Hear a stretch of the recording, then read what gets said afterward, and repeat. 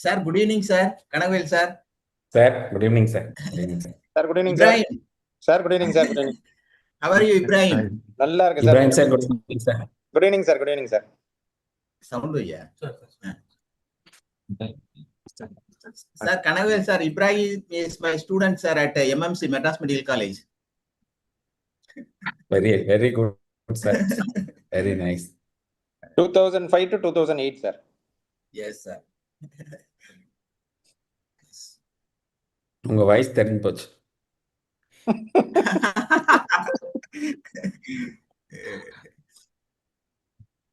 By then I finished off and left MMC. Rajkumar Williams. All right. Rajkumar Williams, sir, was the chief, sir. Yes, sir. Yes, sir. Yes, sir.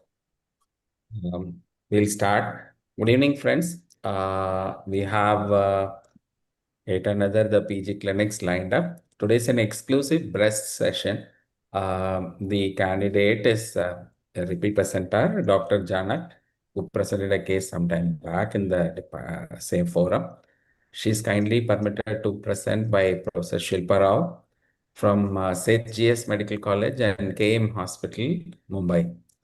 Today we have our own faculty, Professor Kanna sir, Professor Rajiv Sakai sir, and we have invited faculty for the evening, Professor Prabhakar from Chettinad Medical College, Professor Mohammad Ibrahim from ESIC Medical College at Tirunelveli. Professor Papita should be joining now. She just finished a case. She promised to join now. So without much ado, we will start the presentation. I request the faculty to kindly take over. Dr. Janak, please introduce yourself, your unit chief and your head of the department, and start your presentation. Good luck to you. Thank you, sir. Good evening, everyone. Dr. Janak from KM Hospital, junior resident, presenting a case of LABC under the guidance of Dr. Shilpa Rao, ma'am. 55-year-old lady, resident of Mumbai, homemaker, came with complaint of a lump in the right breast since 4 months, ulceration and swelling over the nipple in the right breast since 2 weeks. Patient was apparently asymptomatic 4 months back when she noticed a swelling in the right breast. Since then, it has rapidly progressed to current size of approximately 10 centimeter, not associated with any pain or fever. 2 months later, another swelling appeared in the right axilla, about 1 to 2 centimeter in size, gradually progressive in size. She developed an ulcer around the nipple 2 weeks back, just above the swelling. It is also associated with mild pain localized to the region of the ulcer, dull aching in character, relieved on taking medication. No history of nipple discharge, no history of trauma or radiation exposure, no history of chest pain, cough, or hemoptysis. There was no history of weight loss or loss of appetite, no history of pain in abdomen or jaundice, and no history of lower back pain or pain in the limbs, no history of headache, vomiting, weakness of any limbs, and seizures, no history of any comorbidities like hypertension, diabetes, or asthma, no history of COX or COX contact, and no history of any previous surgical intervention. No family histories of any breast or ovarian or prostate or GI malignancy in the first degree relatives or other family members. Menstrual and obstetric history. Patient attained menarche at the age of 12 years and menopause at the age of 50 years. She was married at the age of 16 years, had first child at the age of 20 years, has had 4 children and 1 abortion, all breastfed for a minimum of 2 years. Youngest child was of 15 is at 15 years old now, and she did not take any birth control pills, and she has normal menstrual cycles throughout. Patient is vegetarian, having normal sleep pattern, normal bowel and bladder habits, no addictions, smoking or alcohol, and no known allergies. To summarize our case, it's a 55-year-old postmenopausal lady, which is presented to us with a rapidly progressing lump in the right breast since 4 months, which is at present 10 centimeter in size, and a swelling in the right axilla since 2 months, and ulcer over the swelling for 2 weeks. General examination. Patient exam. Wait, Janak. What do you mean by rapidly progressive? Go to the first slide.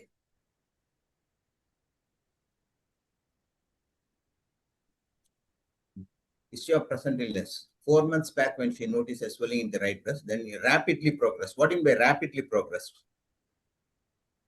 So in the course of... what is or otherwise, what is the difference between rapid increase and sudden increase? More than 50% increase, sir. 2 months. Is it? Rapid increase means in months. Sudden increase means in 2 days or 3 days, like that, due to some hemorrhage inside the tumor. Okay, right. Rapid increase.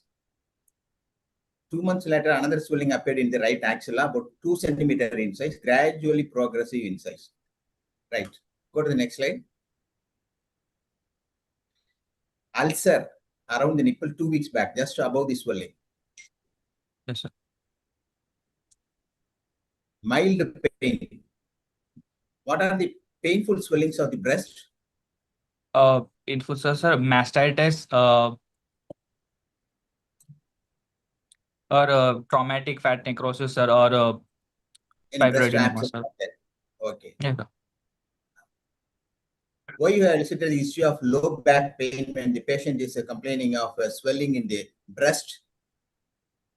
Sir, since the patient is an old age, 55 years lady, postmenopausal, and complaining of a lump in the right breast, so we were maintaining a suspicion of malignancy, and hence therefore we asked for the lower back pain, sir, to rule out What are metastasis. what are the different types of nipple discharges you can expect? What are the physiological nipple discharge? What are the pathological nipple discharge? Sir, physiological, sir, white milk is for lactation, and serous discharges can be seen for duct ectasia. Greenish color can also be seen in duct ectasia, sir, and bloody discharge is seen in papilloma, sir. Why you have elicited the issue of radiation exposure? Uh, Radiation exposure where? to the To chest which wall, sir. organ? Chest wall. Yes, sir. Okay, go to the next slide. Why you have elicited the issue of TB in a case of a lump in the breast? Sir, because TB can also cause, sir, infection in the breast, a granulomatous mastitis, sir. So therefore, to rule out, we ask for COX. What kind of surgical intervention you have elicited? Previous surgical intervention? Any abdominal surgery or in the any surgeries in the lower limb? What surgical intervention you have asked? And sir, surgeries in the breast per se. For example, if there was any lump in the breast which was excised in the past, but the patient does not know what lump it was. So to rule out that, yes, sir. Okay, go to the next slide. Why you have elicited particularly the ovarian, breast, ovarian, prostate, not any other malignancy, when you are eliciting the history of when you are eliciting history in the case of CA breast or any lump in the breast? Yes, sir. Sir, because all these cancers are usually linked to the group BRCA mutations, BRCA mutations, sir. So to rule out that, and since BRCA mutations, BRC has all these breast they can present with breast CA, ovarian CA, or prostate CA. So to rule out that in first degree relatives and in other family members, we asked for this history, sir. Among these two, BRCA1 and BRCA2, which one is autosomal dominant or autosomal recessive? Which one is inherited as an autosomal dominant or as an autosomal recessive? BRCA1 or Autosomal BRCA2? dominant, sir. Which one? BRCA1 or BRCA2?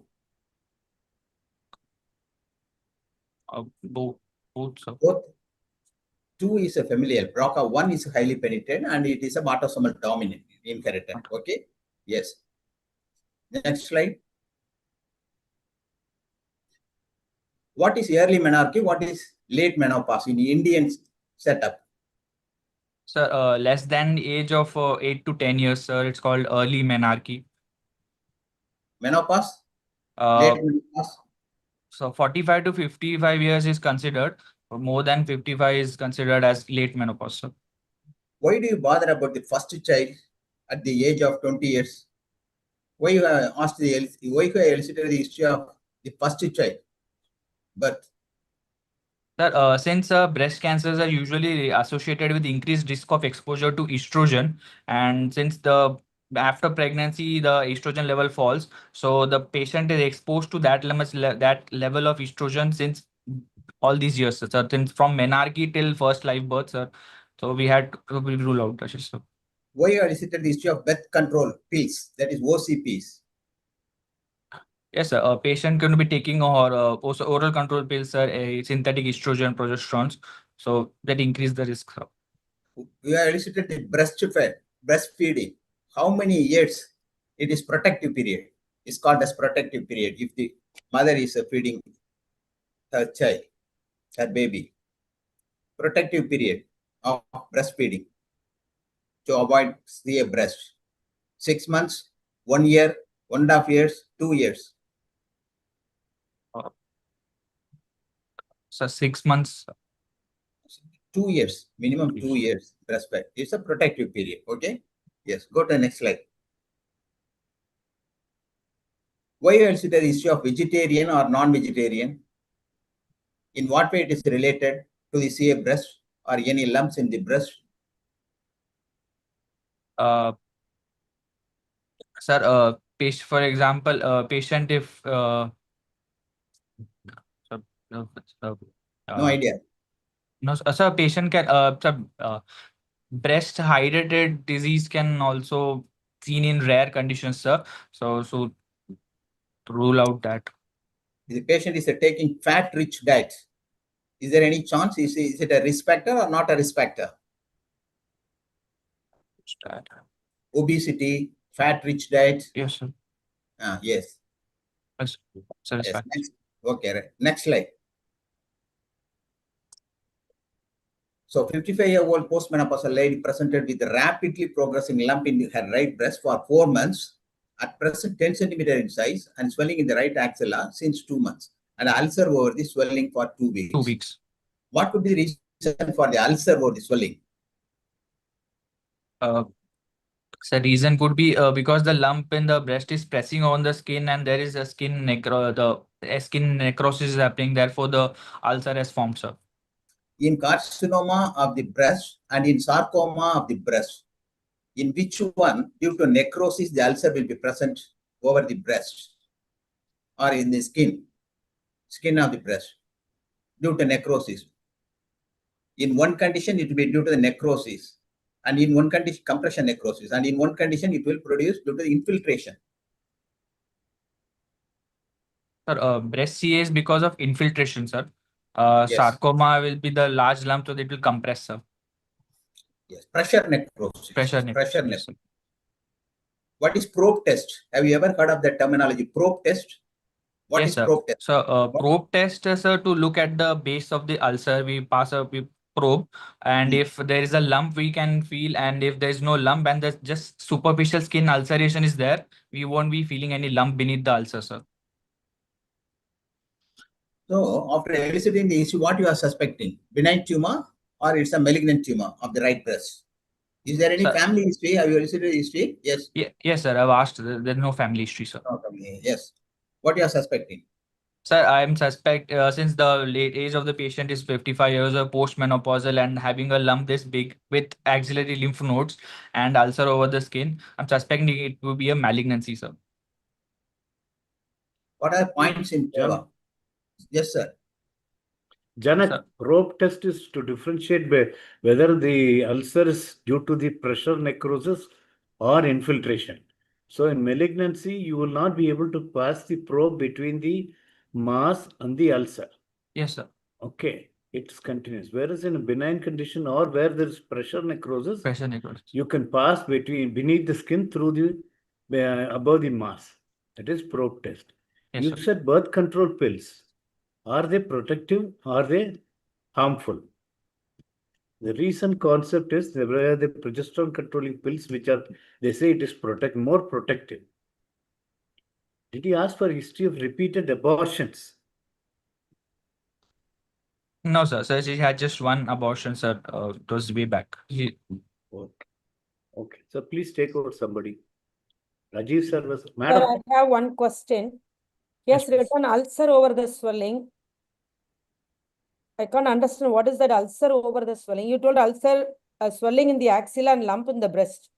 You are telling the ulcer is over the lump or the swelling in the axilla? Sorry, ulcer over the breast lump, ma'am. Breast or over the breast, ma'am. Over the breast or over the lump? Over the breast, ma'am. Skin. Is it separate from the lump? Yes, ma'am. It's on the skin, ma'am.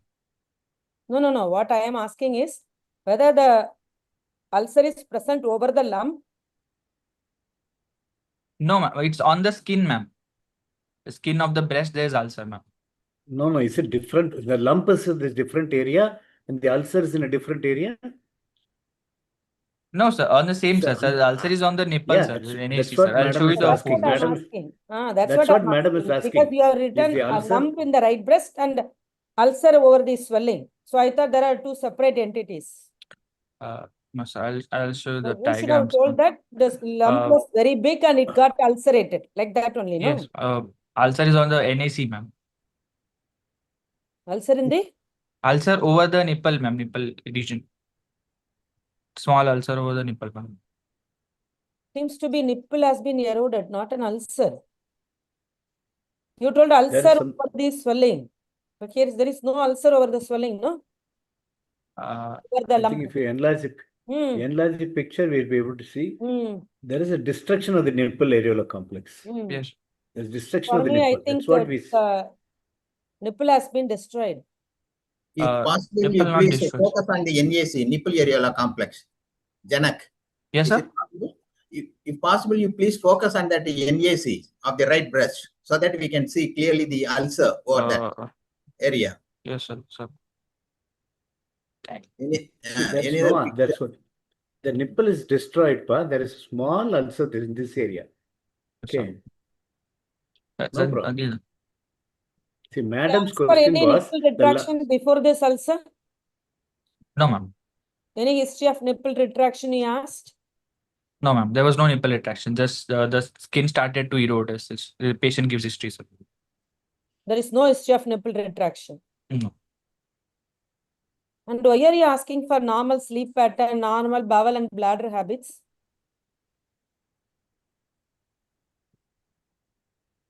Is it necessary for this patient? As a postgraduate, you don't need to mention all this for a completion's sake. If you have any value in this question, then it's okay. Otherwise, no need to use it just for a completion's sake. I think so. Yes. In thyrotoxicosis patient, it is valid. Okay. There's no need. Sir, I think in this case, if the patient is having sir. disturbed sleep because of pain, that has some significance. Bony metastasis like that, Right. isn't it? That could be metastasis. In that way, He you can. told there is no history of pain, no, sir. No, so that's what I'm saying. That it's just to rule out that there's no meds, painful meds. Janak, what are the risk factors in your patient? Based Sir, on the history? So based on the sir, first, sir, gender, sir, age of the patient, early menopause, sir, and Age at menopause, early menopause is the risk factor you are saying. early menarche, ma'am. Menarche. Menarche is less than 12 years only early. You are written it is at the age of 12. That Yes. is early. No, the question is, what are the risk factors in this patient? Hello. In this Dr. Janak. particular patient, what are the risk factors, Janak? Sir, female gender, sir. Yes, very And, good. age First of of all, female, number one. Number two, age. Age, sir. Postmenopausal, 55 years. Yes, any other factor? Any familial history? No family history, sir. What are... Why yes, did you ask about the breast biopsy in a patient with a cancer of the... So like 5 years back, the patient had a biopsy, which was a benign condition. So which condition is likely to have developed the cancer? Is benign condition. Benign, sir. DCIS can develop into malignancy, sir. A typical hyperplasia, sir.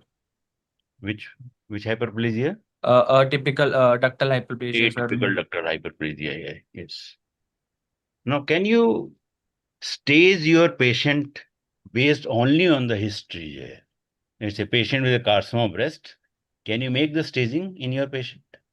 Only on the history. Only on the history, sir. Yes, sir. We can say since the lump is large, we can on the basis of just history, sir. We can say it's T4 N1 N0, sir. Which T4? T4, sir. For we'll have to examine, sir. But considering the size and skin No, involvement, ulceration over the skin, sir. No, You are you are in telling- the history. Sir is asking in the history. Only in the history, na? History alone, without seeing the patient, with the history alone, can you stage the disease? Where you say there is a ulceration is there over a big lump. So what stage it will be? And you are also saying there is a swelling in the axilla also. Yes, sir. So based on that, what is the stage in your patient? Axilla, sir. Stage 3, sir. 3. But you are saying there's an ulceration is there over the lump.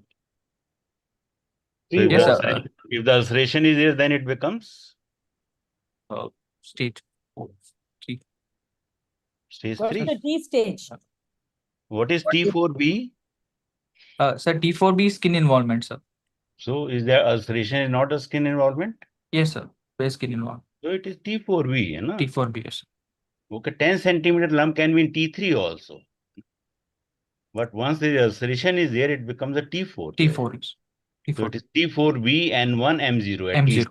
At least you can say based only on the history. Only on the history, yes, sir. Okay. What are the features of skin involvement, Janak? What are the features of skin involvement in CA breast? Sir, skin involvement, sir, the ulceration, sir, pure orange appearance, and satellite nodules, sir. Yes. Then ulcer. You can include ulcer also. Yes. Okay. Sir has asked about some risk factors. What are modifiable risk factors? What are non-modifiable risk factors of CA breast? So non-modifiable risk factors would be age and gender of the patient, sir. Yes. Number one, Genetic gender. mutations or family Yes, history, family sir. history or hereditary history. Yes. Then modifiable history, modifiable would be non-modifiable, that is menarche and yes, menopause. early menarche, late menopause, yes, sir. These are the things that are non-modifiable. Non-modifiable. Modifiable risk factors, obesity, smoking. Obesity, smoking, yes, sir. All these Radiation things. exposure, yes, sir. All these things, okay. Yes, these are. What is absolute risk factors and the relative risk factors? The absolute risk factors, sir. Family history of breast CA, sir. Yes. And genetic. Again, gender. Gender, yes. Family history and genetic of patients. Family history. Okay, relative. Relatives, sir. History of radiation exposure. All other things. Yes. Early menarche. Obesity, the oral diet. contraceptive pills. Okay. Yes. Coming to the general examination. So patient was examined. Yes, sir? Wait. Anybody else wants to? We have to get the opinion. Ibrahim sir was there. No, So sir. there was a discussion about benign things, and he was telling DCIS as a benign. Do you think DCIS is a benign one? No, sir. It's considered as pre-malignant. Yes, sir. Yeah, it's not considered. It is pre-malignant. Pre-malignant. That's all. Okay. So it is not benign. And when you are presenting the history, just present it like a story and don't run like a news reporting. Okay. So that you have to take the examiner along with your history. Here, all the examiners are running behind you to follow you. Sorry, sir. Got it? Yeah. Go ahead. Yeah. Sir. Pure orange, can it occur in a benign condition, Janak? Pure orange and condition. Yes, sir. If dermal lymphatics are blocked, sir, pure orange can occur. What benign Staph is one thing where Tell me some one or two conditions in which pedo orange, benign conditions it can occur. Pedo orange. Benign. Filariasis. Filariasis. Common breast abscess, pa. Breast abscess. Breast abscess, mastitis, tuberculous Breast abscess, mastitis, yes. like, okay, yes. Okay, go ahead. General examination. Yes, proceeding with general examination. Patient was examined in a well-lit room after informed consent in the presence of a female attendant. Patient is conscious, oriented to time, place, and person. Average build, BMI of 22. There was no pallor, clubbing, icterus, pillary or generalized lymphadenopathy apart from an axillary lymph node in the external lymph node. Vitals of the patient, pulse is 80 per minute, BP 108, 70, RR rapid respiratory rate of 16 per minute, temperature febrile. Just a minute. Why are you rushing through? Yeah. That now, just now, That's sir what I said. was telling now. And again, you are Go rushing slowly, through. Janak. Janak. We all have You to didn't follow mention. through. Then you are written informed consent. Why you written informed consent after getting a consent for examination? That is not an informed consent. You get a consent for examination. Yes, ma'am. We inform the patient that we will be that you examining you write and this after getting a consent, not informed consent. Informed consent usually will give it in for a procedure. Procedure. Yes, ma'am. Writing. Not for asking history or examination. You didn't mention Proceed. the ECOG score. ECOG score. Yes, I forgot to mention, sir. Sorry. Is it not? Is it very? Yes, sir, it is important, sir. What are the two scores you mentioned?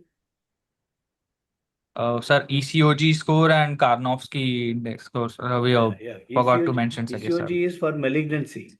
Yes. ECOG score should be mentioned. Go to the next slide.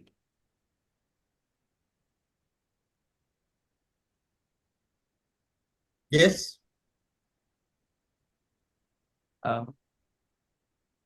Start. Yes. Start inspection. Yes, local examination. On inspection, there was asymmetry in the noted. Right breast was at a significantly higher level than the left. Visible fullness was seen in the right upper quadrant. The skin was shiny, having engorged veins, and a pseudo-orange appearance was present. An ulcer was seen over the swelling of size 1 by 1 centimeter, involving the nipple areola complex, which was irregular and had everted edges and with the floor of pale necrotic tissue. No satellite nodules were seen. On leaning forward, the left breast fell more forward. The NAC was seen on both sides, but the right NAC was seen around 2 centimeter higher than the left and retracted. The right nipple was involved in the ulcer. On raising both arms above the head, right nipple appeared retracted and pseudo-orange appearance became more prominent.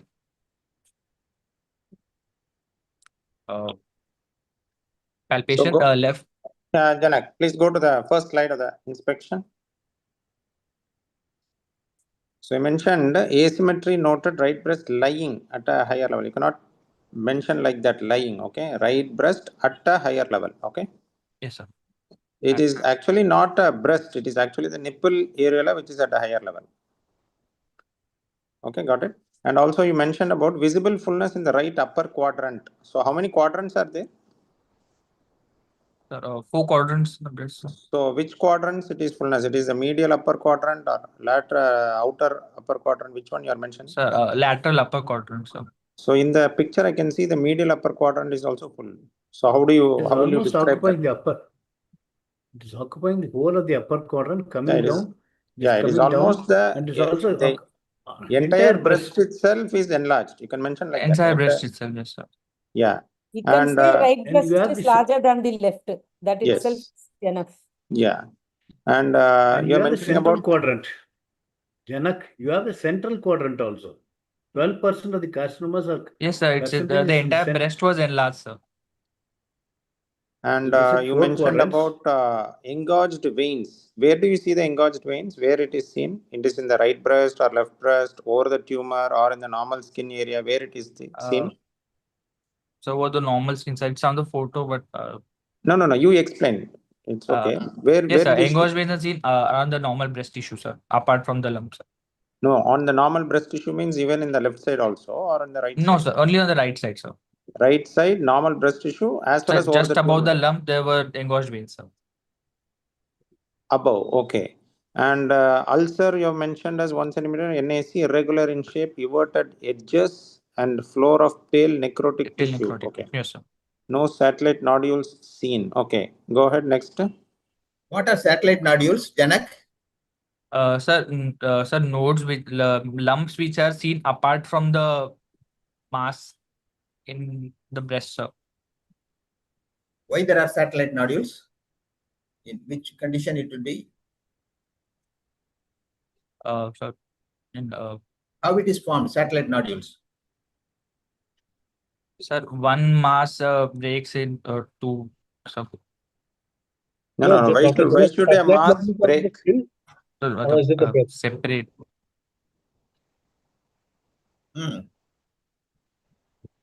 Okay, then. Okay, and on leaning forward, you have mentioned the left breast fell more forward. So our area of interest is in the right breast. So you have to quantify it as the right. So the right breast is not moving well forward. That is the actual thing. Got it? Yes, sir. And go to the next slide. And what are the things you will see when raising both arms above the head? What are the things you will see? Sir, we can demonstrate the fixity of the lump with the pectoralis major muscle, chest wall, sir. Okay. What else you can see extra once you raise the hands? The What about axilla, the sir. inframammary crease and axilla? Inframammary crease and axilla, yes, sir. And you already mentioned about some swelling in the axilla on the Yes, right sir. side, right? So you can mention about that. Are you able to see any swelling in the axilla? Sir, we could not see in green. Sir. So that you can mention here. Okay. And what about the inframammary crease? No, nothing significant, sir. What is important about the inframammary crease? Why it is significant? Why do you have to see about the inframammary crease? Sir, thrombophlebitis of internal mammary veins, sir. Mondo's disease, breast pain. Patient can present with breast pain, sir. Okay. What is Mondo's disease? Thrombophlebitis of veins, sir. Internal mammary vein. No, you want to see the inframammary crease, no? How it is related surgical wise, inframammary crease. Most of the time, the patient themselves will not be able to see the inframammary region. So there may be some swelling, there may be some ulcer, there may be some rash, there may be some fungal infection. So those things will be visible only when we raise the arm. Got it? May I just comment, please? About the satellite nodules, there are two types of satellite nodules, one on the skin and other on within the breast tissue. You'll have to explain both. That satellite nodules are smaller nodules which are away from the primary nodule, could be within the tumor, within the breast, or on the skin. Yes, sir. Okay, you can go ahead. Yeah. Go to the next slide. On palpation, sir, the left breast appeared within normal limits. On right breast, there was no local rise of temperature. A swelling of 10 by 10 centimeter size was palpable in the right breast, mainly in the right upper and lower outer quadrant, and extending into the inner quadrants. The surface was smooth, margins well defined, non-tender, and firm to hard in consistency. It was fixed to the skin and breast tissue, and ulcer was present over it with beauty orange appearance. It was neither fixed to the chest wall nor to the underlying pectoralis major muscle. Can you present again slowly? Not Sir, able to understand. Your quadrants description itself was confusing. Left breast was within normal limits. Right breast, no local rise of temperature was seen.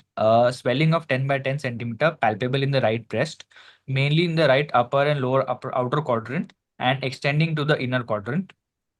Surface was smooth, margins well defined, non-tender, and the swelling was firm to hard in You can consistency. say it is not a swelling, it is a lump. You can say the lump of size this much involving all the 4 quadrants or all the 3 quadrants. What are the 3 quadrants? You are saying whether it has been arising from the outer or upper quadrant and extending into the inner quadrant, that you cannot say, no? From which quadrant it arises. So you can say all these quadrants has been involved. And you are saying surface is smooth. Will the surface in CA breast will be smooth? On palpation, we could find it. Palpation, will it be smooth like a fibroadenoma? No, ma'am. And you are saying margins are well defined. Will it be well defined? Are you able to define it clearly from the breast tissue and the lump? Yes, ma'am. The consistency we can feel there's a difference in the Consistency lump. is different. When you say well defined, you should be able to delineate the lump from the normal tissue. Will it be possible in case of malignancy? No, ma'am. It will be othered, ma'am. That is the one point to differentiate benign from malignant in cancer breast, no? And I'm also doubtful whether it is firm to hard in consistency. How will you know that it is fixed to the skin, Janak? Yes, sir. How will you know that the tumor is fixed to the skin? What clinical test you have done? So we tried to move the lump by holding the lump and in different directions, sir. So the lump, we could not move it, sir. The skin was also moving, and we tried moving the skin itself, and the lump was also moving with the skin, sir. Neither No, what? fixed And we to tried to pinch Why? the lump, sir. We could not pinch it, sir. Pinch the So- skin, sir. We could not pinch the skin. So why do you do this test? Why do you want to examine this part? So we can rule out the involvement of skin, sir. So any infiltration of the skin, you mean? Yes, sir. Okay. So in that same point itself, you have mentioned it is fixed to skin and breast tissue. That means it is fixed to the breast tissue, right? So if it is fixed to the breast tissue, then the margins will not be well defined. You cannot have a well defined margin. It will be irregular because in some areas the breast tissue will be fixed, some areas it will not be fixed. You can have a well defined margin only if it is uniformly not fixed all 360 degrees. Okay, that's what madam was mentioning you. Okay. Yes, I'll make the Dr. changes, Janak, sir. Yes, sir. Yeah, Dr. Janak, Yes, sir. you are saying swelling. What is a mass? What is the lump and what is the swelling? This is not a swelling. Sorry, sir. A Sorry, sir. There was yes, sir. a small size growth is a lump. A larger size growth is a mass. Mass. Swelling is something because of edema or collection of fluid or something. You can't label this as a swelling. Yes, You get me? Yeah. sorry, sir. So you have to Editing use is a proper adjective, whether it is a swelling, whether it is a lump, or whether it is a mass. So a 10 into 10 centimeter is almost like a mass, or at least you can call it a lump and not as a lump. swelling. Yes, sir. Yes, sir. Janak is neither fixed to the chest wall. The tumor is not fixed to the chest wall. What clinical test you have done? What are the components of chest wall, first of all? Sir, chest wall includes ribs, intercostal muscles, and serratus anterior muscles, sir. Only to these two. What is the other one? Ribs. Ribs, intercostal muscles, and serratus anterior, sir. Okay. So how do you know whether it is fixed to the chest wall or not? What clinical test you have done? Sir, we'll ask the patient to keep hands on the hips and move the lump in different moving the lumps in different directions.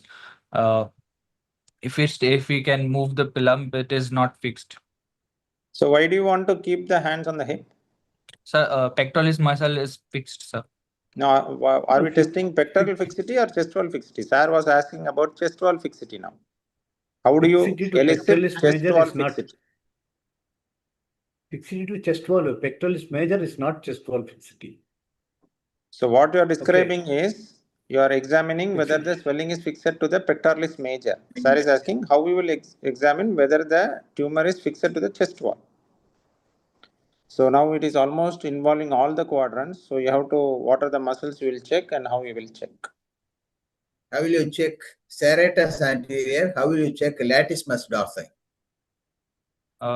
Sir, serratus anterior will ask the patient to push a wall, stand facing the wall and push it and try to move the lump, sir. So, How will you push the wall? That is important. How will you push the wall? With flexed elbow or extended elbow? fully extended elbow, sir. So in which quadrant you will see the serratus anterior muscle? That's eccentric, sir. Upper outer quadrant, sir. Upper outer quadrant. Are you sure?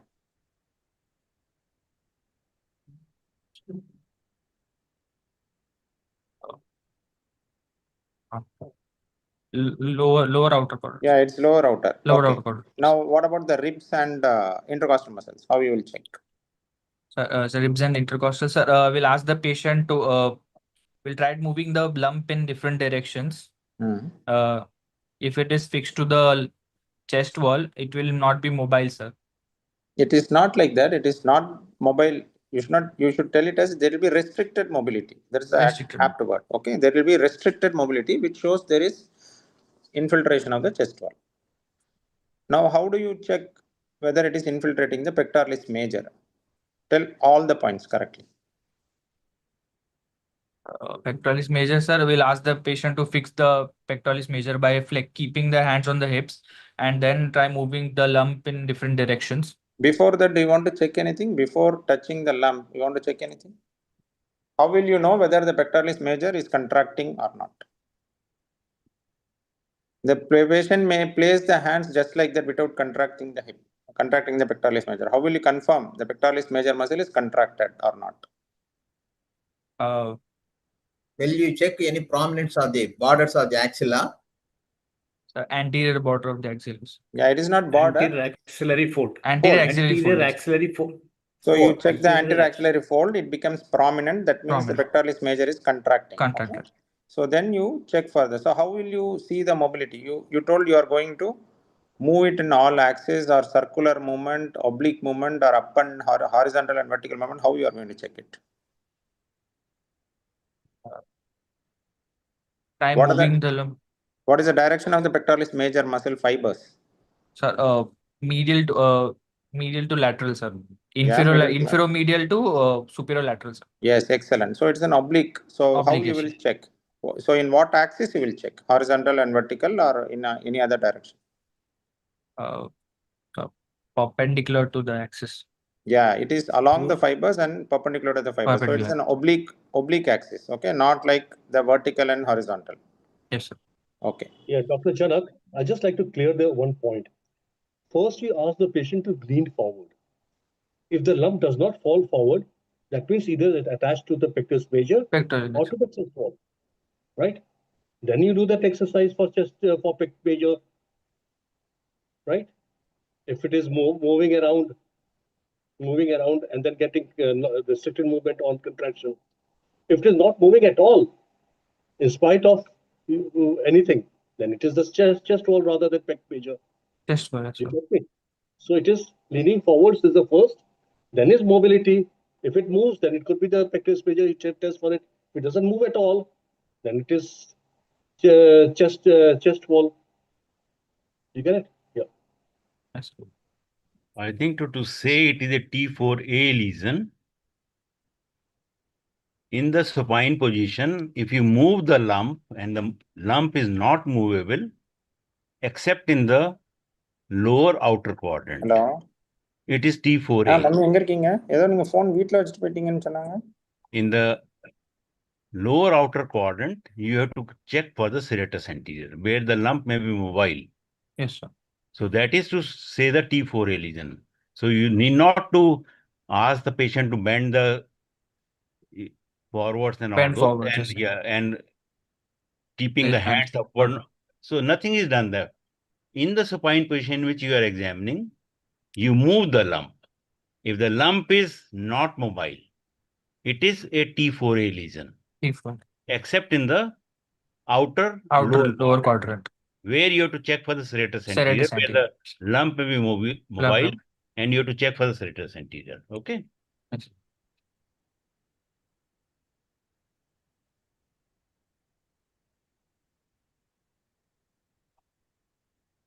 Yeah, carry on. Proceed. Go to the next. Yeah. When do you say T4B lesion? Sir, T4B when the skin involvement is there, sir. In which form skin involvement? Ulceration, sir, pudorage and edema of the skin, sir. Skin edema. Satellite nodules. No, there are only three things in the T4B lesion. If there is ulceration is there, ulceration, there is a satellite nodule is there, nodule, and there is a pudorage. Okay. Other things like fixity of the local fixity, retraction of the nipple, inversion They're of the not part of nipple, it, sir. they are not the part of the Not part of it. Yes, sir. T4B lesion. Yes. Okay. So only Yes. three things in Yes. T4B lesion. Can you include the dimpling of the skin as the skin involvement, Janak? No, sir. No, sir. We cannot include, sir. Why? The skin involvement, sir. It is because of the involvement of ligaments of Cooper, sir, which are What is the function of the ligaments of Cooper? Ashley say they Cooper. provide support and structure to the breast, sir. What is the concept of retraction of the nipple? Involvement of the nipple, involvement of the sir, the ligaments No, of no. Cooper, sir. That's why. Ligaments of Cooper. What opens into the nipple, pa? What opens into the nipple? Sir, lactiferous ducts, sir. How sir, many lactiferous ducts are opening in a single nipple? How many lactiferous ducts are opening in a single nipple in a breast? Sir, 10 to 12, sir. Yes, 14 to 15 or 14 to 18, like that. Okay, so involvement of that lactiferous ducts will produce Lactiferous duct. retraction of the nipple. So Nipple. dimpling, orange, everything you are told. Yes, go ahead. Sir, an ulcer of size 1 by 1 centimeter present over the swelling involving the nipple areolar complex was seen. It was non-tender and had irregular margins. Floor was covered with necrotic tissue and had everted edges. Base was formed by the underlying nerve. There was no nipple discharge on expression. You have to mention, go back. Yes, sir. So we were discussing a lot about the ulcer. You have to mention whether the ulcer is separate or it is ulcer is along the tumor. It is fixed to the tumor. That's the most important thing. We are all waiting for that only. You would mention that.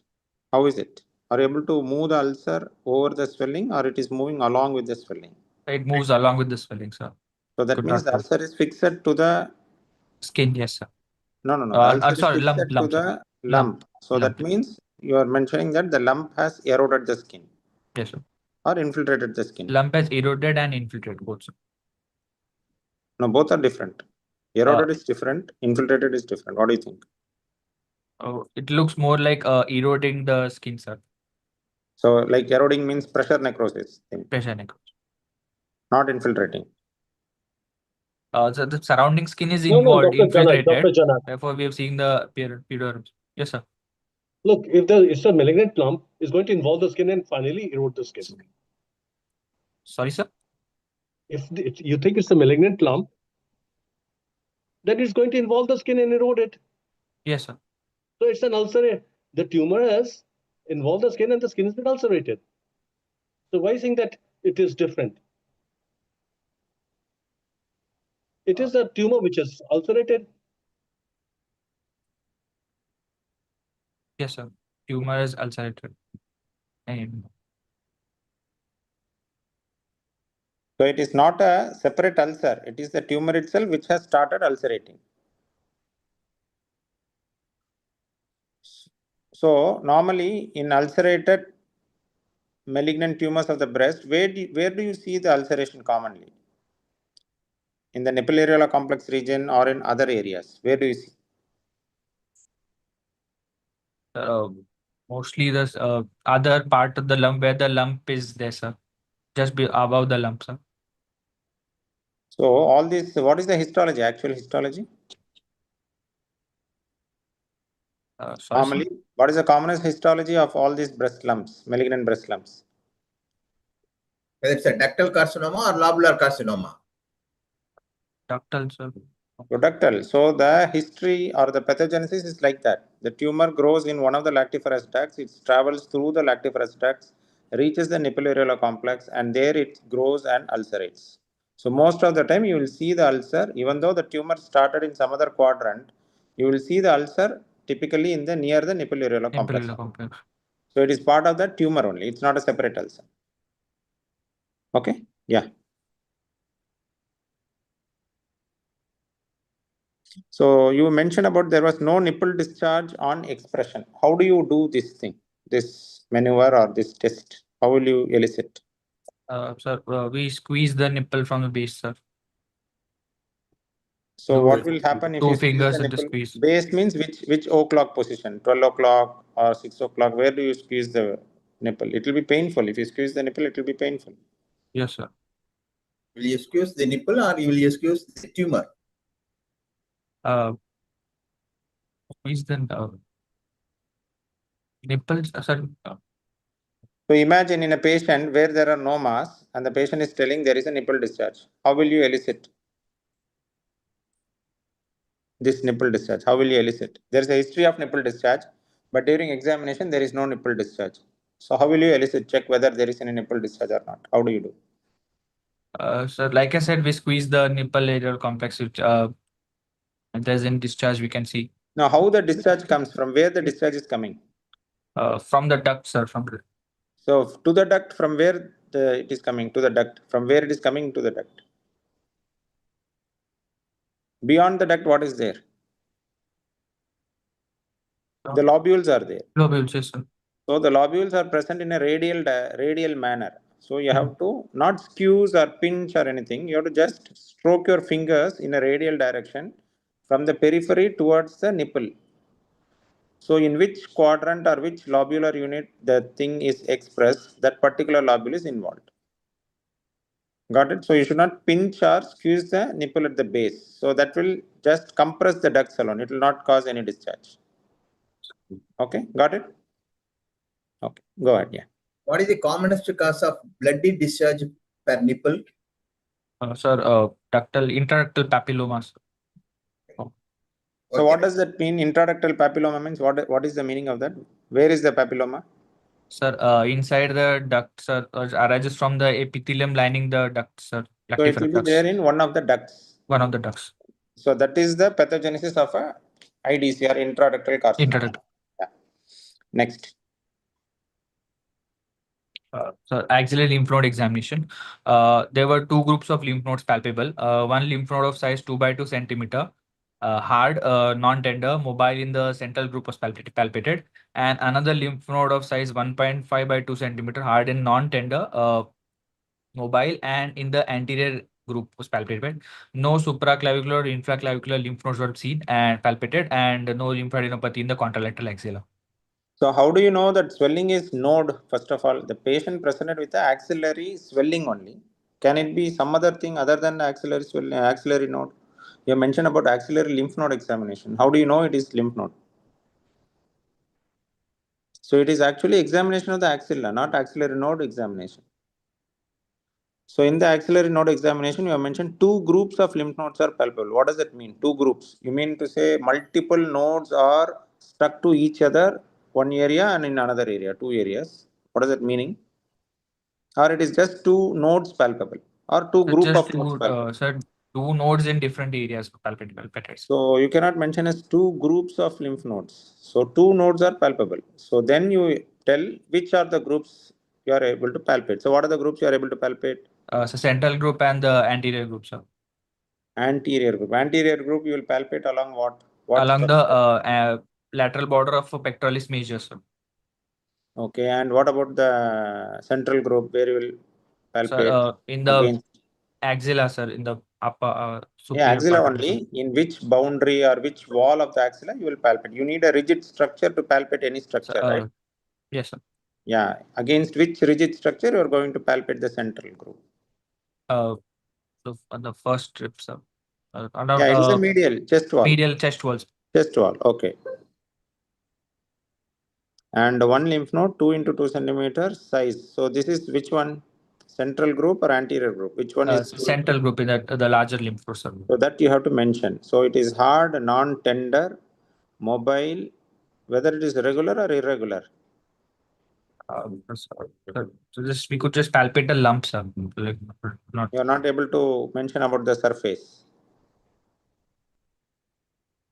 Is it so? You are not able to appreciate the surface. Yes, sir. It was just a lump, sir. Okay. So here you should not mention lump. Okay. If you mention lump, it is in the breast, not in the axilla. Sorry, sir. It's just swelling, sir. Use the correct terminology. Okay. So another node you are able to palpate in the, that is in the anterior group.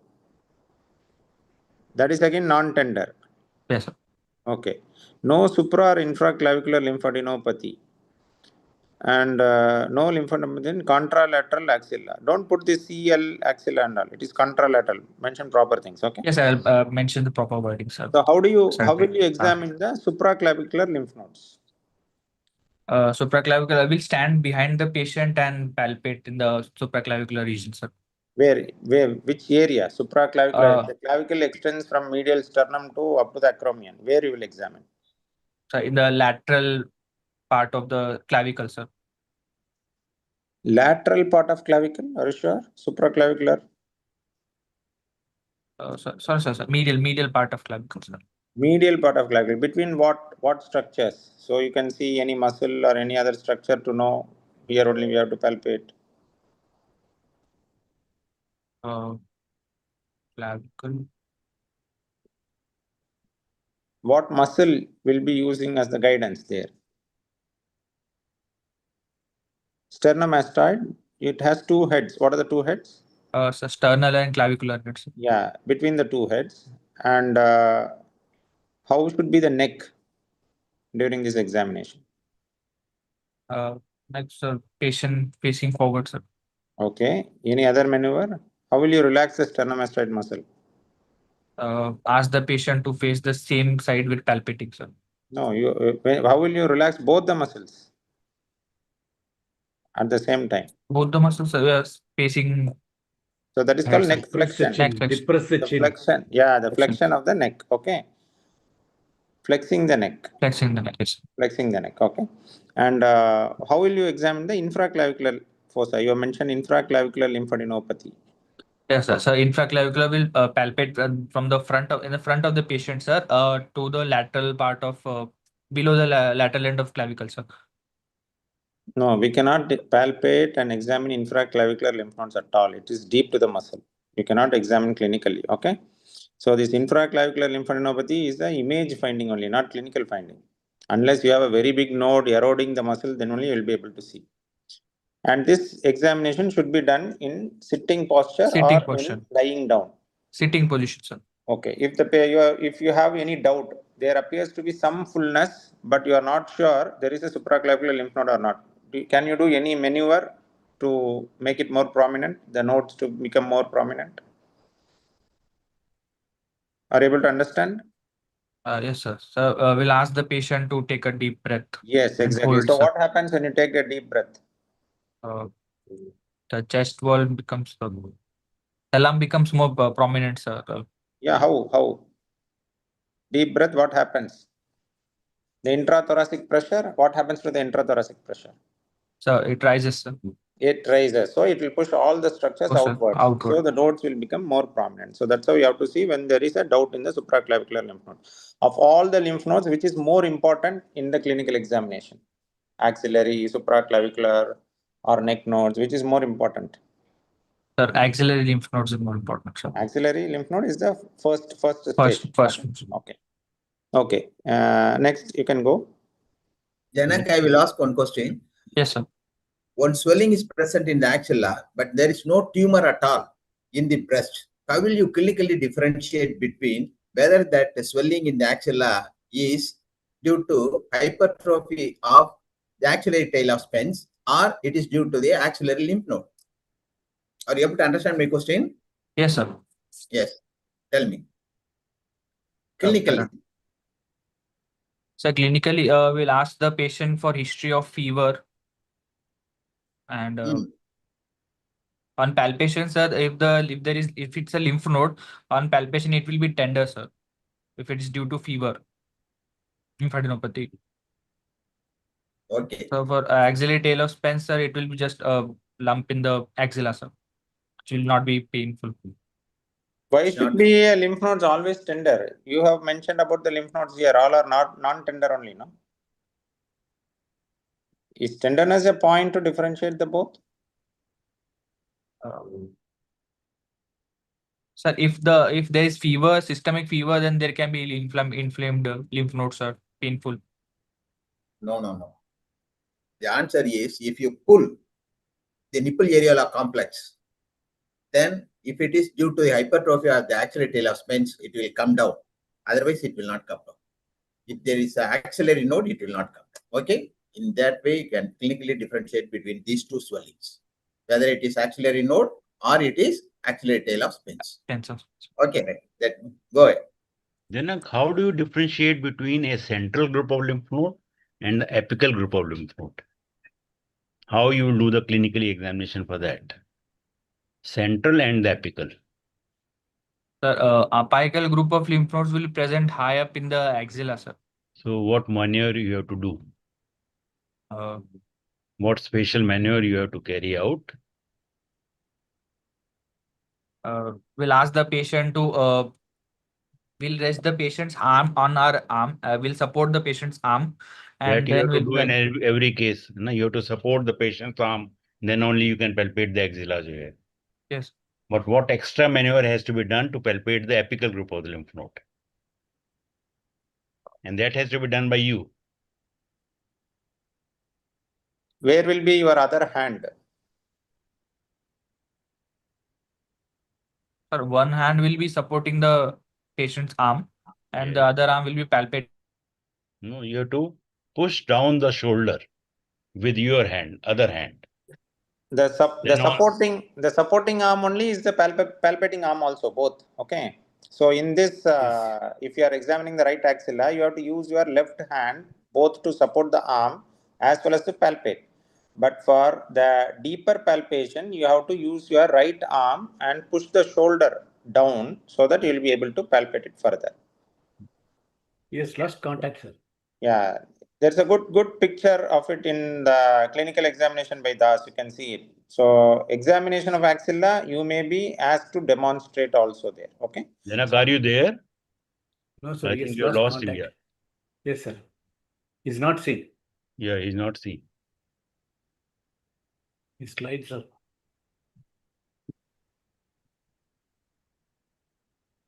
Janak, what happened?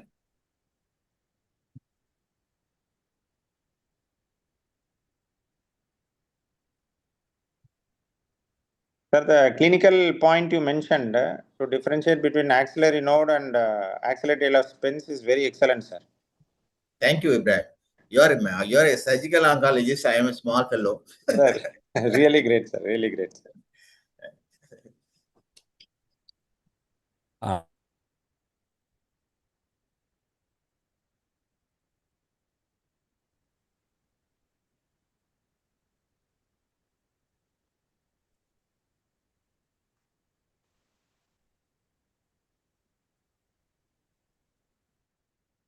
Kanagwel, sir. So what happened to Janak, sir? I'm calling Kanagwel. It's not connected. He is not connected.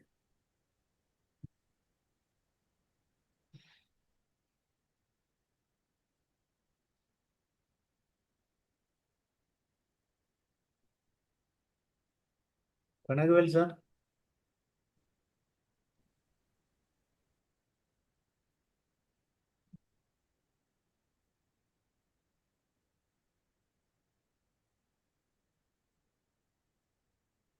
Ibrahim, sir, is from which place? Sir, he is my student, sir, at Madras Medical College. Now he is practicing at Tirunelveli. Tirunelveli, sir. So I'm basically from Chennai, sir. Did my undergraduation from Stanley and post-graduation from MMC, sir, under Prabhakar, sir. And I did surgical oncology from RCC, Regional Cancer Center, Trivandrum, sir. Now I'm practicing in Tirunelveli. Attached to institution, sir? No. I am attached to ESI hospital here, sir. And also I practice in Shifa Hospital, which is a 150-bedded hospital here, sir. Shifa Tirunelveli Peri Hospital. Yes, sir. Thank you, sir. ESI means you have DNB PG, sir. Yes, sir. Yes, sir. DRNB PG. Yes, sir. Some problem with the connectivity. Yeah, yes, sir. Yes, sir. Yes, sir. He just called up, sir. I missed, think there is a power failure or something. Yes, sir. Allow him a couple of minutes, sir. He's moving to another place where they have power backup. He's in the college hostel only. Yes, sir.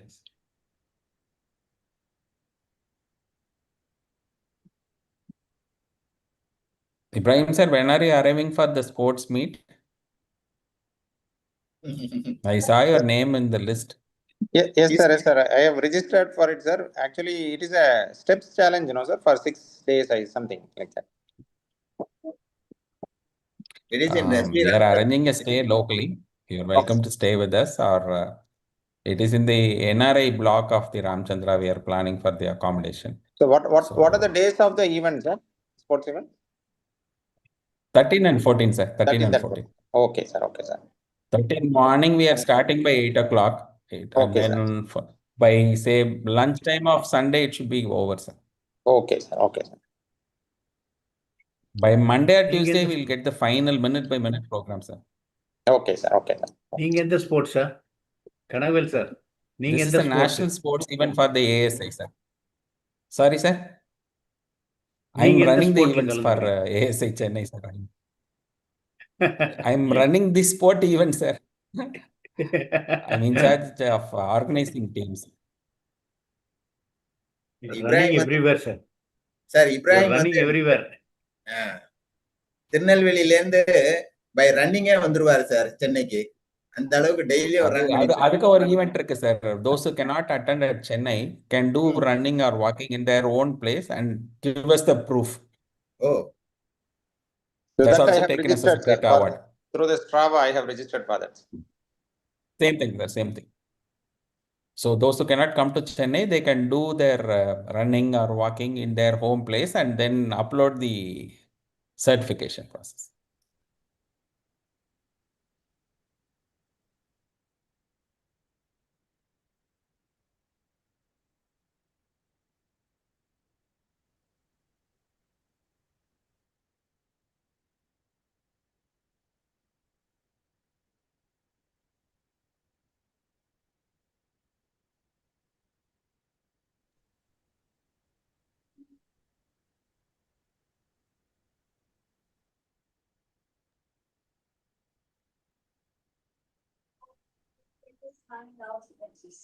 Sir, Prabhakar sir, actually, breast examination has lot of clinical examinations, sir. But students have to learn all the techniques, sir. yes, yes, yes. Yes, sir. நீங்க உங்க techniques எல்லாம் சொல்லி கொடுக்கணும் sir கண்டிப்பா. Clinical examination. So many techniques are there. கண்டிப்பா இப்ராஹிம். ஆக்சுவலா பார்த்தீங்கன்னா inspection சொன்னா there should be the arms by the side, arms raised above, arms over the hip. இன்ஸ்பெக்ஷன்ல 3. Palpationல பார்த்தீங்கன்னா some books gives 5 or 7 methods. The lying position and obese patient you have to keep a pillow underneath the thing so that the breast doesn't fall forward. And the ideal thing they say is in a semi-recumbent position. You have to palpate. So many things. Yeah, he's back, sir. Yes, Janak is back. Yeah. Good luck, sir. yes. Yes, go ahead, Janak. Yes, sir. Extremely sorry, professors, for the link. Yes, sir. Okay, no It problem. happens. We proceed to the systemic examination. Yeah, you can proceed with systemic examination. Yes. Thank you. So per abdo soft on tender, no organomegaly was seen. On digital rectal examination, no fissures, fistula, sinus openings, no suggestive of blood or melena. Per vaginal examination was normal. Fine examination was normal. There was no tenderness, and chest bilateral air entry was seen. No added sounds, and CVS examination S1 S2 was present. Did you do the System- DRE here in this patient? Yes, sir. Okay, I think, sir, other professors, is DRE allowed in examination, sir, PG examination? Yes, or sir. it is Then, yes, sir. avoided now? They have, postgraduates have to do, sir. Okay, sir. Okay, sir. So What you is can the say purpose, DRE ma'am? normal. And Janak, What? you should put PV as the first. Which do you do first? Sir, PV or PV, sir. Per vaginal first. Sir, per abdomen, what are you look for in per abdomen? Per abdomen, we look for, sir, organomegaly, sir. If there's any organomegaly present or No, be tenderness specific. over the Which right organ? hypocondyle. No, Sir, no, liver what- specifically, sir. What sir is asking is, in this patient, where do you expect the organomegaly to be? Sir, in the right hypochondriac region, sir, liver, sir. So liver hepatomegaly, Hepatomegaly, sir. any sense of ascites, Ascites. then And abdomen distension, sir. Any nodules around the umbilicus? Okay, all these things. DR, Then you how can will say you normal. clinically differentiate between peritoneal deposits and the rectal carcinoma by doing this DRE? In both cases, you will feel mass, the rectum, isn't it? How will you differentiate between rectal carcinoma and peritoneal deposits? Sir, Are you able to on understand it? DRE, sir. Yes, by DRE. Yeah. Sir, on DRE, sir, the rectal mass will be felt with the finger, sir. We can feel it, and it can bleed also, sir. Palpated. Slight ooze. In rectal carcinoma, the mucosa will be involved. There will be ulcer, Mucosa. mucosa will be involved. But in peritoneal deposits, it won't be involved, mucosa, isn't it? Yes. So basically, you can move the mucosa if it is Over a the- peritoneal deposit, and if Yes. you cannot move the mucosa if it is a rectal tumor. That's all. Rectal. What are Kurkenberg tumors? Sir, metastatic tumors to the ovary, sir. It's a solid tumor or it's a cystic tumor? Solid. Solid tumor. Bilateral, Commonly it is solid bilateral tumors. or unilateral? Actually, Bilateral. bilateral, sir. Bilateral. So Usually, when the question is asked Krukenberg's tumor, that time itself you have to qualify it as bilateral solid tumors. So that's of the ovary. So that should be the answer, Krukenberg's. Okay. Instead of Yes, spine examination, you could put skeletal examination. So not only the spine, you examine the any long bones. Skeletal. It are the long Long bones. bones. Yes, sir. Okay. Femur. Yes. where will you examine the spine? Paraspinal spaces or over the spinal process? Sir, Where will you? sir, just Else it lateral to will the spinous process, sir. Why In the particularly paraspinal space. to this spinal spines? Sorry, sir. Why not over the spine? Why not over the spines? Why lateral to the spines? Sir, if the venous plexus is in around the lateral end of the just lateral to the spines of the vertebra, sir. So if there is any metastasis which is deposited over there, so we can palpate and over it, sir. So you mean to say you can palpate the spinal metastasis? Sir, you can palpate the metastasis. The on palpation there will be, if there is involvement, there will be pain, sir. You can palpate the metastasis. What is it called? Sir. It is not called pain. It is tenderness. What tenderness, is yes, sir. Pain and tenderness. Paraspinal tenderness. Which part of the bone, vertebral bone, is involved first in CA breast metastasis? The body is there, transverse process is there, spinous process is there. Among all these, which part of the vertebral just bone is behind involved? the body, sir. What is that called? Pedicles, sir. Pedicles. Yes, Pedicle. pedicle. That's why you have to palpate the paraspinal tenderness. Okay, you have to look for the paraspinal tenderness. Is the bone metastasis osteosclerotic or osteoporotic? Sir, osteolytic, sir. The bone, it's eroding the bone, sir. Always? Not always. It's a majority of breast cancers are osteolytic, sir. The majority are osteolytic, but it can be also osteosclerotic. Which cancer causes the osteosclerotic metastasis?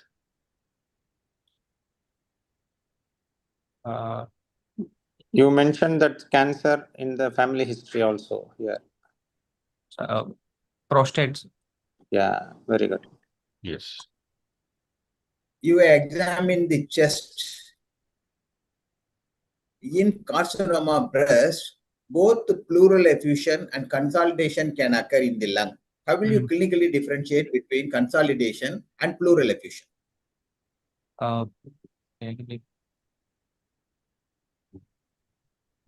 Sir, we'll auscultate. We'll auscultate the patient, sir, and there will be decreased breath sounds on both conditions. But sir, the focal femtitis. Vocal femtitis, yes, sir. Vocal femtitis. It will be increased in consolidation. Consolidation, yes, sir. Decreased in pleural effusion, yes, sir. And how about the percussion? Any difference in percussion? Sir, dull in both, sir. What specific dullness in pleural effusion? Stone. Pleural effusion, sir. So it will be dull, sir. Yeah, it's dull. What specific adjective we have to use there? Any stones, you know? Sir has already given the answer. Stony dullness. It's called stony dullness. Stony. So what? So you know what is meant by stony dullness? In stony dullness, if you percuss, your finger will be paining. Like when you hit a stone, which will be paining? Your finger will be paining, right? Yes, sir. So similarly, when you are doing percussing, and if your finger is paining, that is called stony dullness. If Stony you dullness. really percussed a stony dullness, you will never forget in your life. Percuss a pleural effusion and see how a stony dullness really feels. Yes. Yeah. What will be the typical findings in lungs? That is, what are the appearances of secondary deposits in the lung? One ball-like structure. What is that ball? Sir, cannonball. So they will appear as a round, metastatic lymphocytes will be seen as round hypolucent. What is the concept behind that cannonball appearance? Why Yes, it is not present in the liver secondaries? Can you ever get cannonball deposits in liver? No. But in lungs, sir. you can get. Why? Sir, because the lung tissue is it allows expansion, sir. Lung tissue is soft, it Very allows good. expansion. Liver is firm, so it won't allow expansion, sir. Very good. Very super. Lung is an elastic tissue. Elastic, in yes, all sir. directions, it will grow in a same. All directions, yes. In all directions, it will spread. That's why it's a cannonball appearance. Cannon. Okay. Yes. Next. To summarize our case, 55-year-old lady, postmenopausal lady with rapid progressing right breast lump of size 10 centimeter, associated with ulcer and pudorance appearance with ipsilateral axillary lymph nodes and no clinical evidence of distant metastasis, is probably a malignancy, a case of malignant right breast lump, sir. What are the points in favor of your diagnosis of malignancy of the breast? Tell me from the history number one by one. So points in favor are, sir, age of the patient, a postmenopausal status of the patient, and sir, right breast lump, which is rapidly growing, large lump involving all quadrants of the breast, with fixity to the skin and lymph node involvement in the axilla. All these points support, sir. It favors the malignancy, sir. Good. So it's an early breast carcinoma, or it's a locally advanced breast carcinoma, or it's a metastatic breast carcinoma. In which group you will put this one? Sir, I would place it in a large, locally advanced breast carcinoma, sir, because there are no metastatic deposits seen, sir. Clinically, there are no metastatic. Clinically, no metastatic. Yes. So what are the points to tell it is locally advanced? Sir, this last size of the lump is around 10 centimeters, sir. It is involving the skin, sir, and there are axillary lymph nodes on the same side, sir. Most important about the skin of the breast? Sir, involvement of the skin, sir, like pudgy-orange appearance. Yeah, pudgy-orange. Pudgy-orange is the most important thing. Okay. Yes. And what will be the things in early breast cancer? How can you tell if it is early breast cancer? Sir, it will just be a lump with the lump in the breast with without any skin involvement or chest wall involvement, sir, and without any axillary lymph nodes also. Are you sure? So if there is any nodal involvement, it automatically becomes locally advanced, or early breast cancer can still have nodes? Can still have nodes, sir. Yeah, the node should be mobile. Mobile nodes, sir. Not fixed to each other. Okay. You can still have a early breast cancer. Okay. So how will you proceed? Sir, I would like to first do a radiological investigation by like a USG and mammography to quantify the size of the lump and to look at the internal architecture of the lump and see if there are any other satellite nodules are present. And I will try to take a biopsy of the patient, of the lump, the true cut biopsy. No, mammogram from where? Which breast you want to do mammogram or ultrasound? Which breast? So I would do both breasts, sir. Why do you need to do for both breast? So because sir, there could be some small mass which is not clinically appreciable to us, or patient is not saying, but there could be, sir, mass. To rule out the mass, we need to do a radiological investigation, sonography or mammography, both. Okay. Any other thing? Also, to know the normal architecture of the normal breast. The breast bilateral should be known. So then only you can compare the tumor tissue with the normal. In this case, it is almost the entire breast is involved. So you cannot have a normal breast tissue at all in this right breast. So you have to compare with the normal breast, yes, sir. Okay. Yeah. Janak, what is sonomammography? So it is the same USG of the breast, sir, called sonomammography, sir. Yes. Of the high resolution. High resolution breast. High resolution ultrasonography. Can you tell what is the clinico-pathological type of breast cancer in your case? Clinico-pathological type. The clinical, sir, so TCT4. No, that is a staging you are Not telling. staging, type. Clinico-pathological type.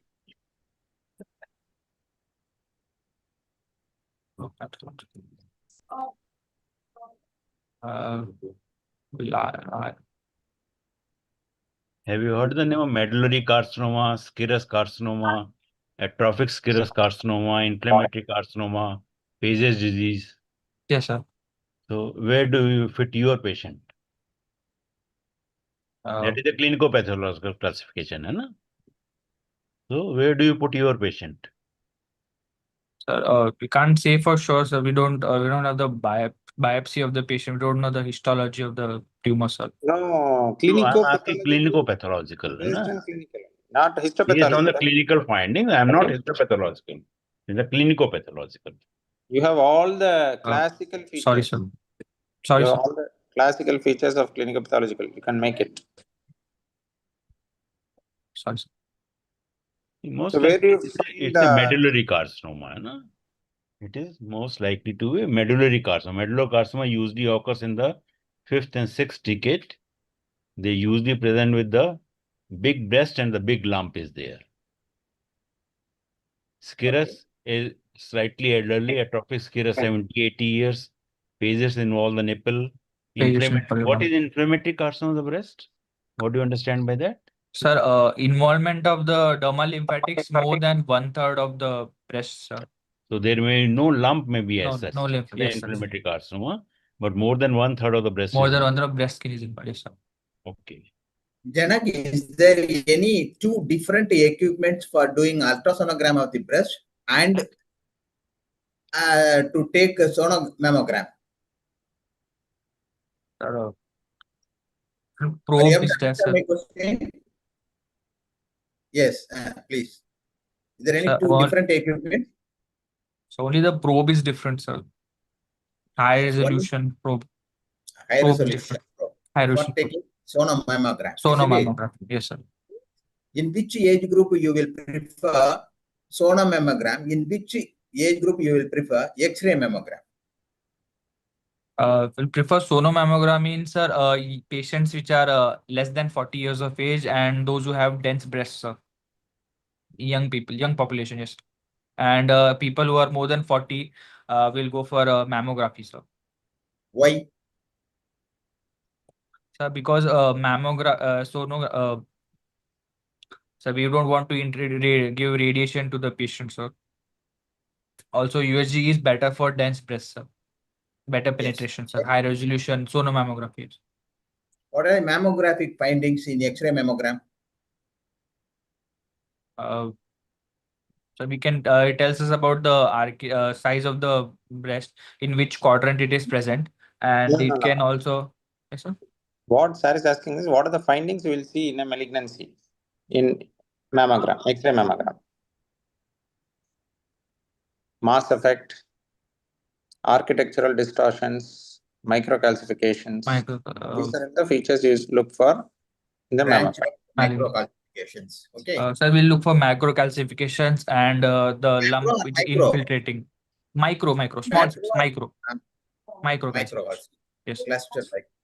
So in the Branch. sonomammogram, the diagnosis or findings, you will see the lesion is taller than wider, or the lesion is more wider than taller. So what does that mean? Which is more malignant? Sir, when the probe is placed on the breast, sir, the lesion which appears taller than wider is more likely to be malignant because it appears it is infiltrating in the breast, sir. And the one which appears wider more. Why the malignant swellings are taller than wider, and why the benign swellings are broader than taller? Sir, malignant swellings, they infiltrate, sir. They will spread inside.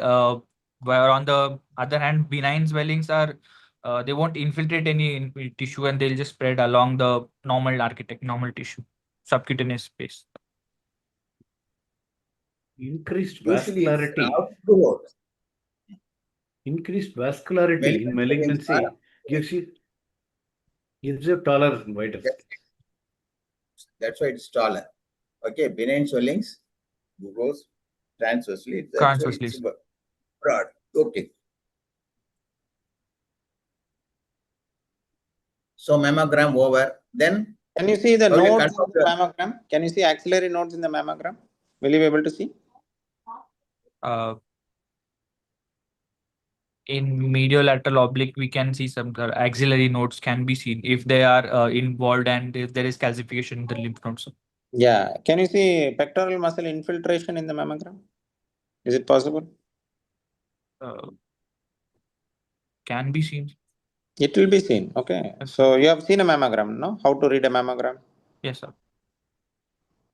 Okay. Next. So you have done a mammogram or sonomammogram. So next, what you are going to do? How will you manage? So I will take a biopsy of the lump to stage for histopathology. What biopsy? 4 needle biopsy or 5 needle biopsy? Core needle biopsy. So since the lump is very large, we'll take a core, but I will do it under USG guidance to avoid the necrotic areas. Okay. So, What is if the the gauge patient number? has an ulcer also here, so you want to go through the ulcer, or you want to take a biopsy from the ulcer, or you want only a tissue biopsy taken through some other part, where you want to place the needle? Other than the ulcer, sir, we'll go by a USG guidance. I will see under the probe where the lump is and then take a biopsy. So the USG guidance is for taking the biopsy. What I'm asking is where you will place the needle. For that, you don't need a USG. So you are going to place the needle by seeing. So the lump is 10 into 10 centimeter. Where you are going to place the needle? Taking biopsy, where will you place? Incision, small stab-like incision. You have to put, isn't it? Where will you put? Where will you make? Circumareolar region or over the summit of the swelling lump or by the side of the lump. Where will you place it? That is his question. Sir, on the lump, sir. On the lump, sir. Yeah, in the 10 into 10 centimeter lump, where you will place? First centimeter or 10th centimeter, or in the between 5th and 6th centimeter, where you will place? Because this is the most important thing. Yeah. Around the NAC, sir, because it's a there is a so the nipple is involved and suspecting it to be arising from the ductal region. Ductal, so we'll take around the NAC. So yeah, it is periareolar. Periareolar, yes, sir. And don't take so close to the ulcer or through the ulcer. It is not needed. No. It will be more painful after the procedure because you are going to do only under local. So you take it near the summit, close to the nippleareolar complex. The most important thing is it should be included in the incision when you are doing the surgery later. So you should never put it in a virgin area away from the ulcer or in the normal appearing breast skin or normal appearing breast tissue. How many courses you will take? 4 to 6 courses, sir. 4 to 6 courses will take. to the pathology department, you have to send. In which solution you will send? Water, normal saline, or any other thing? Sir, for histopathological studies, we'll send it in formalin. And for IHC markers, What is the percentage of the formalin? so 10%. Yeah, Yes, what is- 10%. Yeah, What is very the good. difference between formalin and formaldehyde? Formaldehyde is a gas, sir. Formalin is a 10% formaldehyde, sir. Like dissolved in water, sir. Both are same, yeah. Formalin and formaldehyde, 10%. Okay, you have to send in that. When will you send? Today morning 8 o'clock. Your chief is your chief has done the surgery. Today evening 4 o'clock, you can send to the Yes, sir. pathology department. Formalin, yes, sir. Yes, sir. Uh, When will you send to the pathology department the specimen core biopsy? Immediately we have to send to the pathology department within half an hour in 10% formalin. Why? Particularly to see what receptors. Receptors, sir. Okay. Receptors, we can send it in NS also, so normal saline for receptors. No, even for IHC also, you have to send a formalized sample only. There is no cell, no NS or water sampling. Okay, only this thing is 10% formaldehyde, and you have to put the specimen immediately in the formaldehyde, and there should not be any delay. And then, as sir told, and you have to send the specimen immediately to the pathology department. Patient is taking antiplatelet drugs, blood thinners for the past 2 years, and the patient has come to you for core needle biopsy. What precaution you will take? Firstly, we'll ask the patient to stop taking the anticoagulants and correct the coagulation abnormal, like INR correction if it is needed. And we'll try to, if we take the biopsy, we'll try to give compression to prevent formation of hematoma and further infection, sir. You have to ask the patient to stop for 5 days prior to the core needle biopsy. Okay. When you are taking that core needle biopsy, you have to be very careful about your left hand fingers. Why? Because you may injure when you are shooting. When you are shooting, you have to shoot in a 90-degree or 45-degree or parallel to the chest wall. Sir, around 45-degree to the chest wall. Why not around in 40. Why not in a 90-degree? Sir, because we can create pneumothorax to puncture the thorax. You can injure the lungs underneath. Puncture the lungs, yes. To avoid that, you have to shoot in a parallel to the chest wall. Parallel to the chest, yes, 45-degree. So now you have sent the histology. So what are the things you expect from the pathology department? Sir, histopathology, they will tell me about the location of the tumor from where it is arising. If it's in the ductal cells, so they'll tell about the location from the cells, regarding the cells, and they will tell me about the histochemistry markers, immunohistochemistry markers, sir. IHC markers, whether it's ER positive, PR positive, or HER2 positive. And then accordingly, I can start with the treatment, sir. No, you should be complete, not just haphazard here and there. So histopathology. So first thing is the histology of the tumor, whether it is tumor or not. Tumor. Benign or malignant. Benign. Then what type of tumor? What histology? Whether it is ductal or lobular. Lobular. Okay. And then what type of tumor? What grade of the tumor? So grade 1, grade 2, grade 3. So there is some criteria. What is that criteria? What is that? On what basis that grading is done? And what is the name of that grading? On 3 bases, you have to grade. What are they? Tubular formation and necrosis and mitosis. Mitosis and nuclear atypia. Okay. Pleomorphism. Okay. Nuclear atypia, pleomorphism, and what is the name of that criteria? Bloom-Richardson grading. Bloom-Richardson, yes, sir. Bloom-Richardson. Sorry. Okay, so grade of the tumor. Then what else you will be seeing? Next is the immunohistochemistry. So what are the things in immunohistochemistry? What are things? So receptor status of the Yeah, what receptors? Estrogen, progesterone, and HER2 new. So Yeah, it is estrogen Receptor. receptor, progesterone receptor, and HER2 new receptor. HER2. And any other index you will see? So proliferative Ki-67 proliferative index. Yeah, Why it's proliferative called a index. KI? Why it's called a KI? Janak,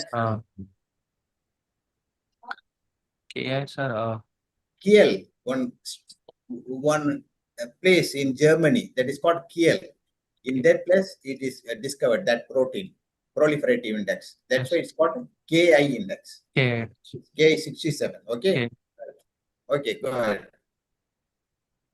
What is the expansion of HER2 new? Herceptin. Herceptin. Herceptin is a drug name. That is Against also a that. trade name, not a real drug name. Yeah. What is HER2 new?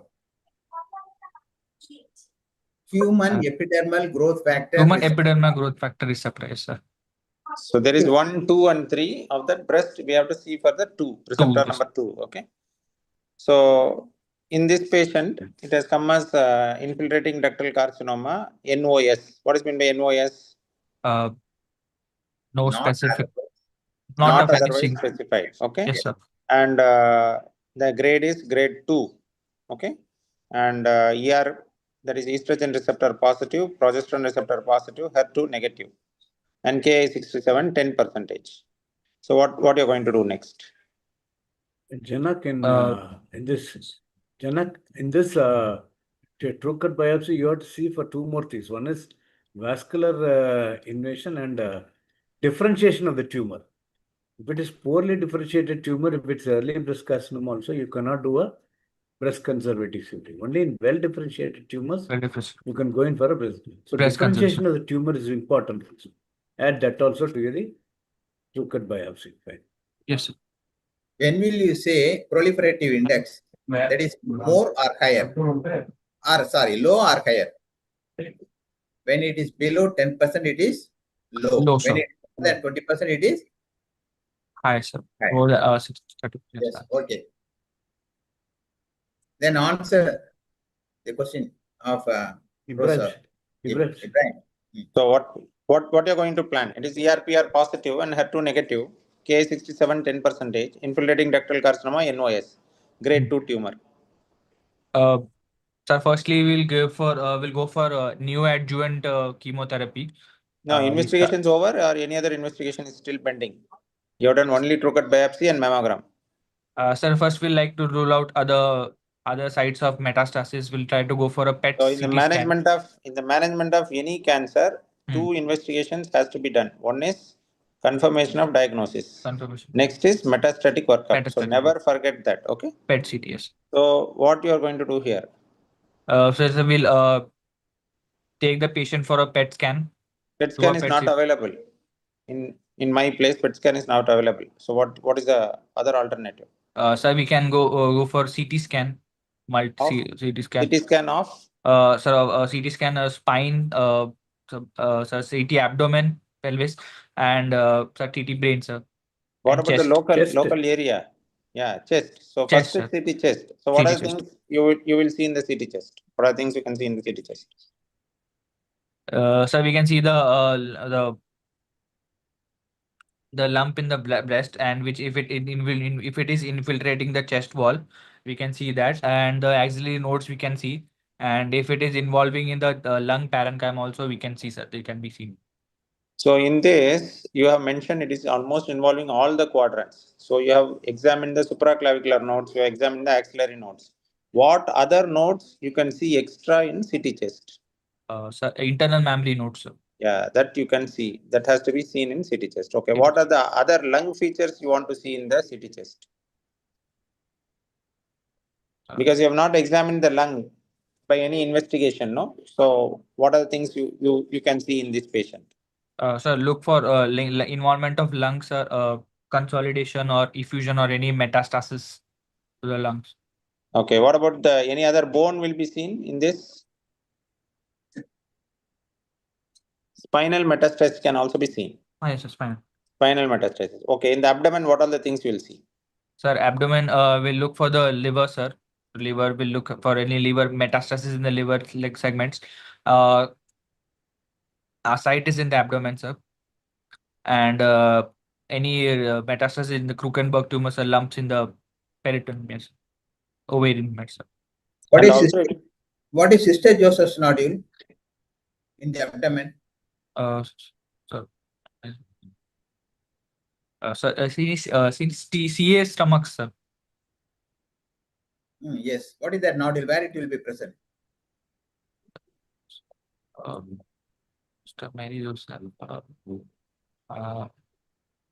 The supraclavicular. you are telling about So- abdomen, no? Not in the supraclavicular, in the in and around umbilicus. Umbilicus. Okay, right. Umbilical lymph nodes. Umbilicus. Janak, you have done the liver function test in this patient and you find that the alkaline phosphatase is raised. Yes, sir. What is your interpretation?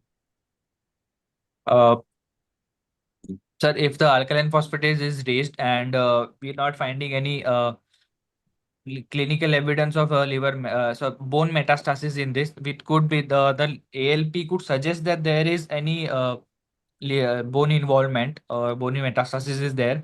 But to confirm it from if it is if the ALP is raised from the liver and not from the bone, we'll do other LFT tests, sir. Like we'll check for bilirubin, SGPT, SGOT, sir. Okay, if the calcium is raised, what you will suspect? Also, sir, it can also mean there is bone osteolysis or osteolytic lesions are there. And so yes, whenever sir, if ALP is raised and calcium is also raised, so then it suggests in such a setting, sir, it can suggest there's bony metastasis. And if the ALP and the bilirubin is raised, then you suspect probably the liver pathology, yes, sir. Gallbladder. Okay. In alkaline phosphatase, two types are there. One is heat labile and another one is heat stable. Isn't it? In which condition, bony metastasis or in a liver metastasis? In which one will be increased? Any idea? Sorry, sir. No idea. Okay. Sorry, sir. Yes, I'll study. Okay. So your diagnosis is a T4B N1M0. Why do you say it's a T4B? Sir, skin involvement, sir, purely orange appearance in the patient. What is T4C?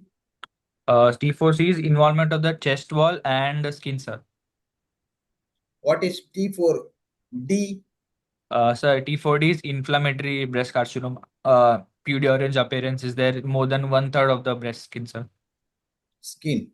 How will you confirm inflammatory carcinoma? When Sir, when there is no tumor in the breast parenchyma, you are diagnosing a case of inflammatory carcinoma and you have to confirm. How will you confirm? Sir, on biopsy, sir, there's involvement of dermal lymphatics is seen by the tumor cells. What biopsy you will take? From where the biopsy? There is no lump, no? From where you will take the biopsy? You will take a true cut or core needle biopsy, or what type of biopsy you are going to take? Core needle, sir, like we take from the skins. Core needle from the skin. That's really highly difficult. So what is the easiest biopsy of the skin? Core needle is from the core of an organ. So skin is in the surface. What is the easiest biopsy to take from the surface? Excision biopsies. Excision. Entire skin has to be excised, or what? What you will excise? So when you excise part of the structure, what it is called? Incisional biopsy. Yeah, it's incision. It's a skin biopsy. So you have to take a skin biopsy from the where the edema is too much, and then you have to suture it.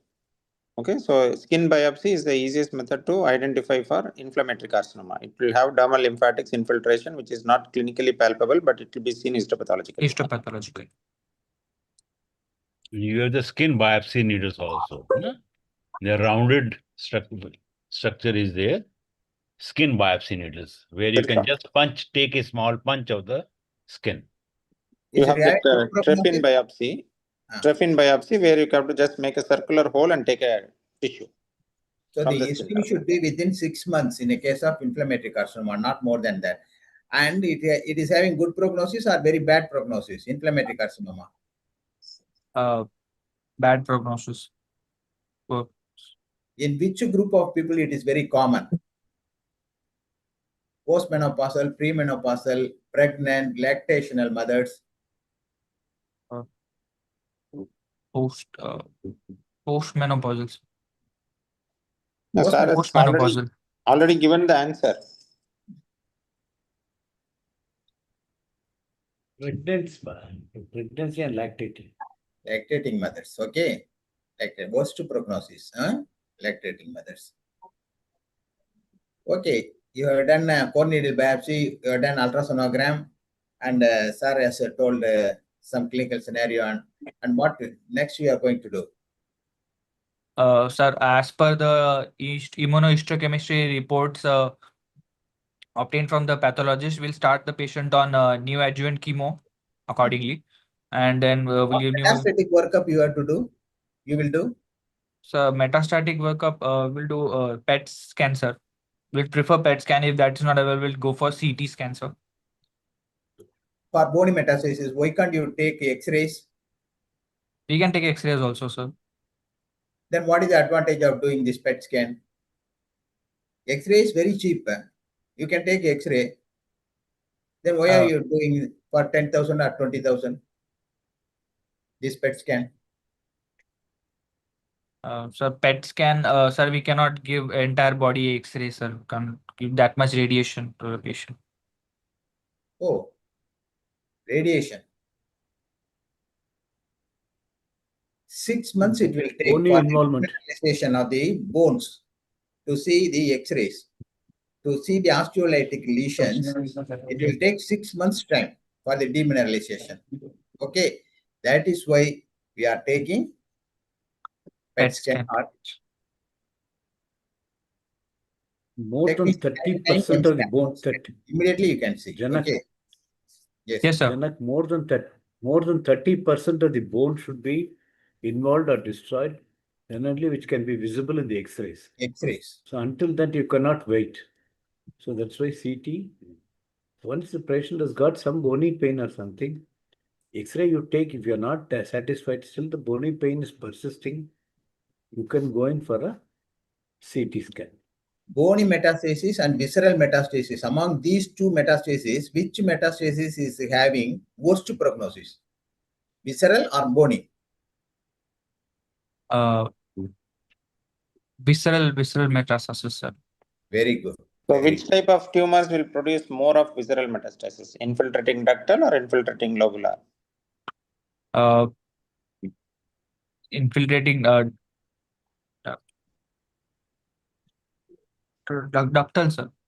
It's infiltrating lobular. So infiltrating lobular are more prone for visceral metastasis like brain metastasis, liver metastasis, peritoneal metastasis, and it's also more prone for bilaterality also.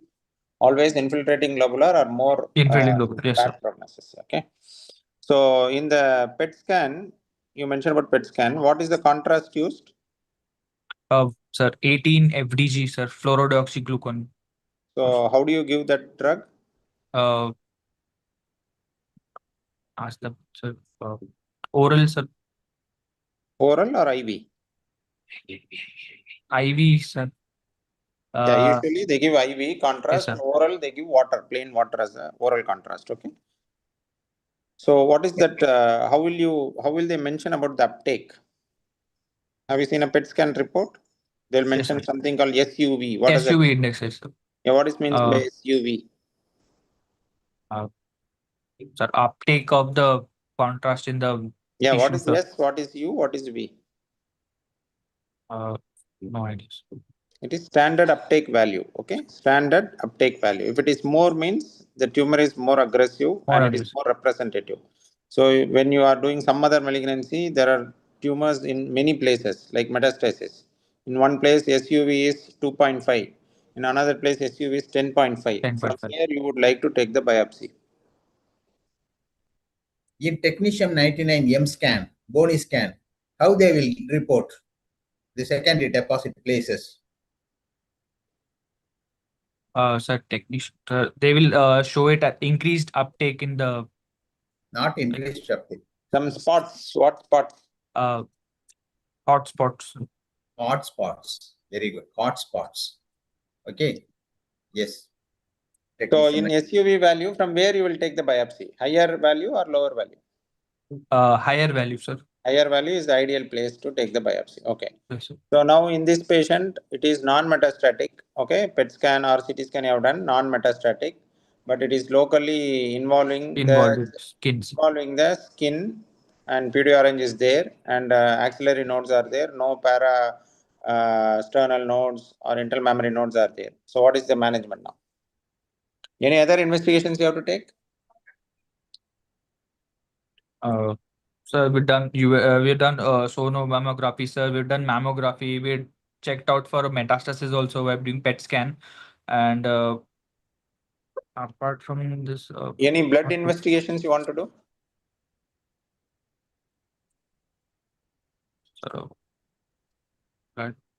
routine blood investigation, sir. Okay, what are the CBC, investigations LFT. you want to do in this patient? Routine CBC, sir, CBC to look at the baseline hemoglobin, Okay. baseline Okay, counts of the patient, sir, okay, prior to starting chemotherapy. okay. And so LFT is to rule out to check for liver metastasis, RFT and electrolytes, everything else. Okay. Is there any tumor markers for breast cancer?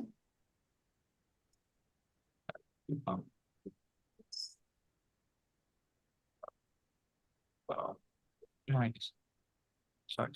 So there is a tumor marker for breast cancer, CA15-3, but it need not be done. Okay, we see patients are doing CA15-3 for diagnosis or monitoring. Okay, CA15-3 is a tumor marker which can be elevated in breast cancer, but it should not be done for diagnosis or follow-up. Okay.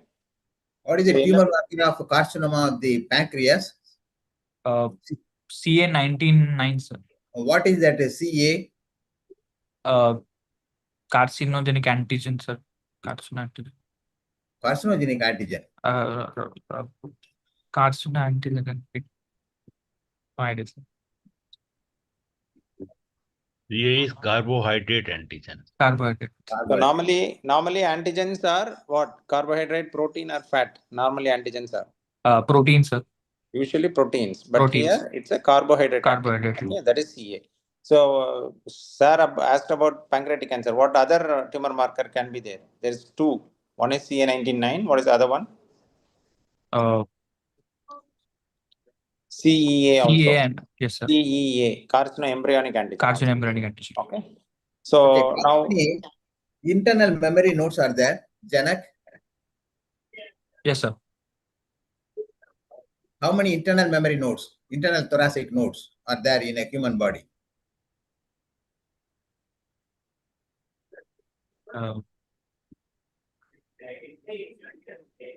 I will give 3 options: 15, 25, 3 pairs.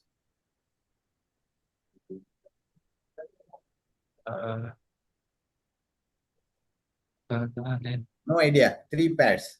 Okay. This side 3, that side. That's all. Yes. Only 3 pairs. Can you clinically examine internal mammary node enlargement? No, unless they're clinically enlarged, significantly enlarged, we cannot examine, sir. So how, if it is significantly enlarged, how can you detect? If it is enlarged well, how can you detect clinically? The parasternal, just lateral to the sternum, sir, in the intercostal space. Yeah, what you will see? You will see any swelling or what? Go to percus. It is parasternal dullness. Parasternal dullness will be there. Okay. Asymmetrically, one side it will be more. So in which spaces, in which intercostal spaces you will see? 3rd, 4th, and 5th. 3, 4, 5. Okay. 3, 4, 5. That's the area where the breast is situated. So parasternally, when you percuss, you can feel an enlargement, dullness will be there. So now you have got all the investigations done. blood workout is correct. What is rotor node? Sir, interpectoral node, sir, between the pectoralis major and pectoralis minor, sir.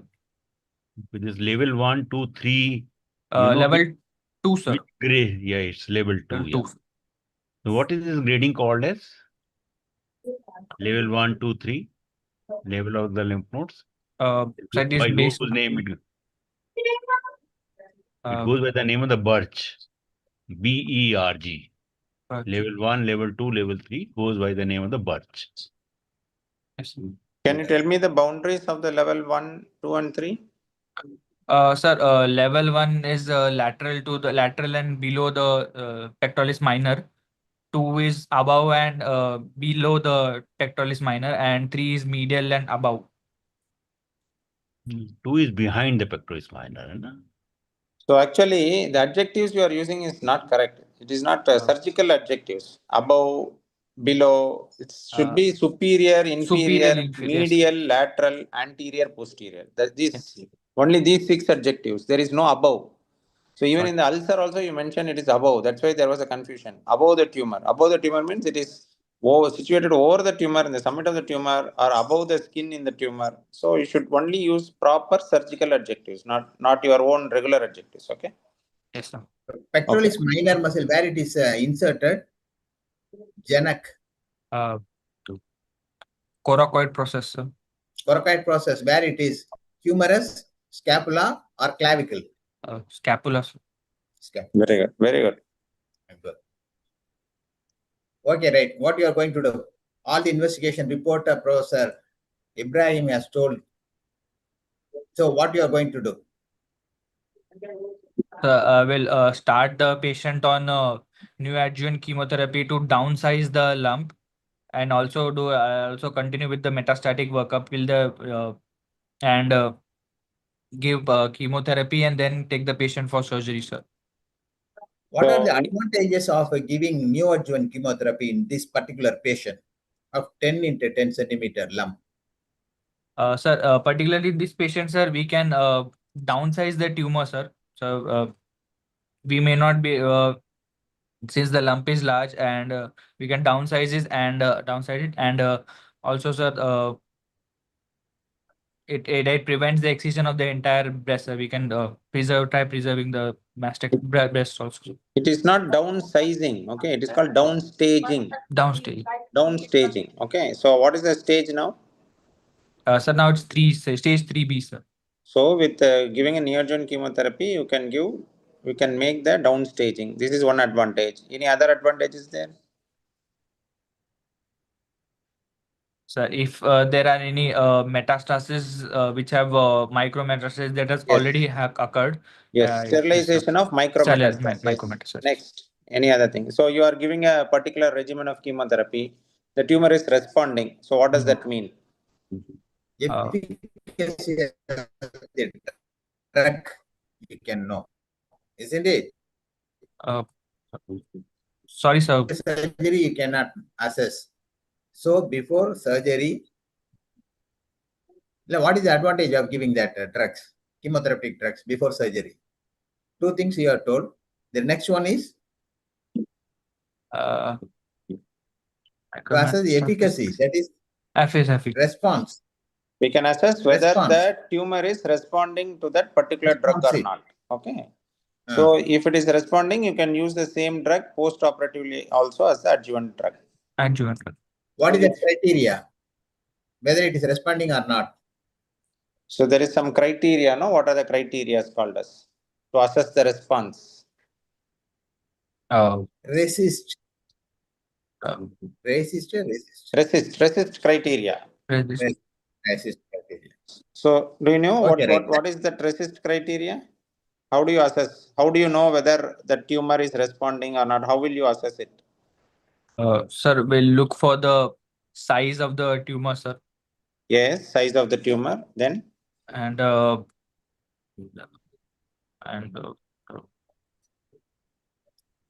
size, tumors, and number of tumors, appearance of new tumors, appearance of new lesions. Okay. So resist is RECIST. What is meant by RECIST? Resist. What is the expansion? So it is response evaluation criteria in solid tumors. So this is the criteria we use. So we can classify into 4 groups based on the response. So what are the 4 groups?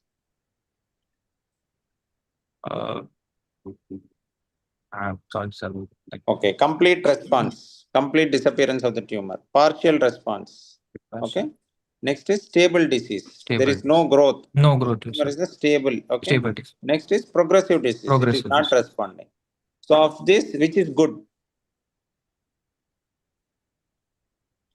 Complete response is better, sir. Yeah, complete response is better. And in breast, even a partial response is good because we'll Good. know where the tumor was. Where the tumor. If it is stable disease or progressive disease, that means it is an aggressive disease. Aggressive We tumor. have to change the chemotherapy. Chemotherapy.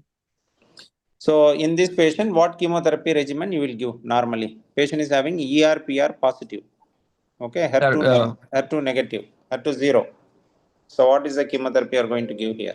So we'll start the patient with taxanes first, paclitaxel or docetaxel. Okay. Do you when you are going to start on such type of drugs, what investigation has to be done in the patient? Sir, prior we should do a cardiac evaluation, sir. 2D Yes, echo of the heart. Yeah, echocardiogram has to be done. Why? Because heart abnormality, cardiotoxic, sir. Yes, some of the chemotherapy drugs are cardiotoxic. So you need to have a baseline cardiac evaluation. So what is the drug you will give in this patient? Since the patient is elderly, and we'll start with docetaxel. Okay. And also start her on give 4 cycles of docetaxel, and then it's a single drug regimen or multi-drug regimen? Multi-drug regimen, sir. So what is the other drugs you are going to give? Docetaxel along with that? Adriamycin and cyclophosphamide. Okay, you are going to plan for a taxanes, adriamycin, cyclophosphamide. Okay. So how long you will give? Sir, we'll give 4 cycles of taxanes and 4 cycles of AC, sir. Adriamycin cyclophosphamide. No, you are going. After how many cycles of chemotherapy you will assess whether it is responding to the chemotherapy or not, whether the tumor size has come down or not. After how many cycles you will investigate? 4. 4. Sir, sir, if the patient, sir, it depends on the receptor status of the tumor, sir. So in this patient, ER/PR positive. So how often you will test? How will you test? How will you assess? Sir, we'll look for the size of the reduction in the size of the prime lump. If there are any new other lumps when you will see, how often you will see? You want to see the patient daily or weekly? How you will see? When you will see the patient? Or after two cycles of chemotherapy? 3 months. So normally you see the patient clinically after every cycle. Okay, investigation wise, it is after 3rd or 4th cycle. 4th cycle. To assess response. So what will be the investigation you will do in this patient?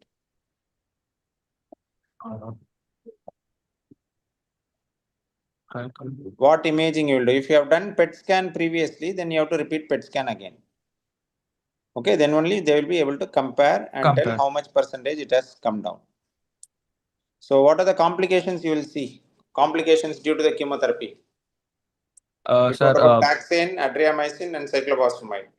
So what are the toxicities? Sir, taxanes cause neutropenia, sir. Okay. So there will be increased risk of infection. And other chemo like chemotherapy itself is cyclophosphamide and adriamycin. Do they cause neutropenia? What is the commonest side effect of adriamycin? And what is the commonest side effect of doxorubicin? So cardiotoxicity, sir. Both the drugs are same or different?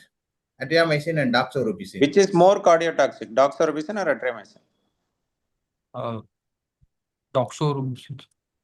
So doxorubicin is more cardiotoxic. Both are same only. Okay. Both are Both same are means both are same drugs only. same drugs. Okay. So cyclophosphamide is more nephrotoxic. Adriamycin is more cardiotoxic. Cardiotoxic. Okay. Taxanes are more neurotoxic. Neurotoxic.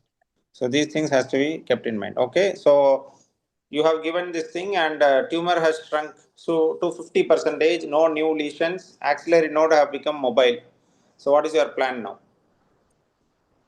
Sir, we'll complete the cycles of the chemotherapy. How many cycles you want to complete? The entire cycle, sir. How much whichever will remaining 4 cycles of taxanes and 4 cycles of adriamycin cyclophosphamide. Okay. And then we'll take the patient for upfront surgery, sir. This is not upfront surgery. Upfront Sorry, is we'll take the surgery. after chemotherapy. We'll take the Yeah. patient. So for surgery. what surgery you want to do? Sir, we'd like to go for since the tumor is downstage to 50%, the size is decreased. We'll go for MRM, sir. Modified radical mastectomy, sir. Okay. So what is the type of modified radical mastectomy surgery? What is this surgery you are going to do? There are 3 types. In your medical college, which type is being followed? Patties, Scanlon, Archin class. Among these 3. Austrian class, What is meant by that? What is meant by that, Arjun class? sir, elliptical incision. What are the structures that you are going to remove in Archin class modified radical mastectomy? 1, 2, 3, 4. Sir, the breast tissue. Okay. And the axillary lymph nodes. Pectoral fascia, will you remove or not? Yes, sir. We'll remove the fascia also. What is the color of the pectoral fascia? White, sir. Okay. Then in the axillary nodes, which group of axillary node you are going to remove? Level 1 and level 2, sir. Level 2. Are you going to cut the pectoralis minor? Are you going to retract the pectoralis minor? Sir, we'll retract it, sir. So yes. In Archin class, you have to retract. And you have to remove the level 1 and 2 nodes. Level 2. Why not level 3 nodes are removed? What will be the complication if you remove that level 3 nodes? Lymphedema. Lymphedema, sir. Lymphedema of the upper lip. Yes. Very common. That's why usually what are the complications of MRM? Complications of MRM, sir. Injury to the long thoracic nerve of Bell, sir. If you injure that now, what will happen? Long thoracic, sir. The weakness, winging of scapula, sir. Winging of scapula will be there. What are the boundaries of axillary dissection? Superiorly, inferiorly, medially, and laterally? Superiorly, sir, will go up to the pectoralis minor muscle, sir. Pectoralis minor muscle. Axillary dissection, I am asking. One vein is there. Inferior border of the axillary vein. Axillary vein. Okay. Yes. Then below, angular vein. Angular vein, sir. Below. Laterally, sir, medially to the latissimus dorsi, sir, and laterally to the medial end of humerus. Halstead ligament. Halstead ligament. What is Halstead ligament? What are the attachments of that ligament? What is the other name of the Halstead ligament? Costoclavicular ligament. Okay. It is the clavicle and the first rib. Lateral, thoracodorsal pedicle. Thoracodorsal. Thoracodorsal nerve, thoracodorsal artery, thoracodorsal vein. Okay. These are the boundaries of the axillary dissection. How many nerves you will come across when you are doing axillary dissection? 5 nerves you will come across. What are those 5 nerves? The intercostobrachial nerve. Very good. Thoracodorsal nerve.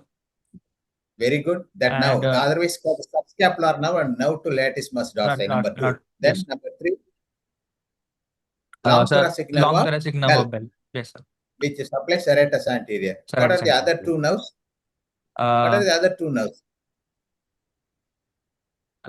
Fourth one is medial pectoral nerve and fifth one is lateral pectoral nerve. If you Pectoral vein. injure the medial pectoral nerve or the lateral pectoral nerve, what will happen post-operatively? Sir, there will be weakness in the Fi- pectoralis minor muscles. Sir. Fibrosis of the pectoralis Fibrosis. major and fibrosis of the pectoralis minor muscle will be there, and patient will have chest pain post-operatively. So you have to be very careful. Okay. So during the axillary dissection, medial and lateral pectoral nerve, which is medial, which is lateral? Which nerve emerges in the lateral border of the pectoralis minor muscle? Which nerve emerges from the medial edge of the pectoralis minor muscle? Otherwise, Sir, medial pectoral nerve is near the pectoralis minor muscle, sir. And what about the medial lateral? On the pectoralis major muscle, sir. Medial pectoral nerve comes from the lateral edge, and lateral pectoral nerve comes from the emerges from the medial edge of the pectoralis minor muscle. Then why it is called medial in a different way? Because it is arising from the different cords. That's why it's called Yes. medial and lateral Lateral pectoral. pectoral. Okay. Yes. What do you mean by adequate lymphadenectomy? When will you call a surgeon has done adequate lymphadenectomy? Sir, complete level 1 and level 2 lymph nodes are removed. Dissection is done. I will tell, all the surgeons will tell I have done level 1 and level 2. Who will tell the lymphadenectomy is adequate? It is a surgeon or the pathologist? Pathologist will say. So how will the pathologist know? How will know whether it is adequate or not? How will they tell? How will they quantify? The number of lymph nodes examined. Yes. So minimum how many number of lymph nodes it should be there in the sample, in the axillary nodes sample? 14 to 15, sir. Adequate lymphadenectomy. So in the histopathological report, what are the things you will see in this patient, post neoadjuvant chemotherapy patient? What are the things you will see?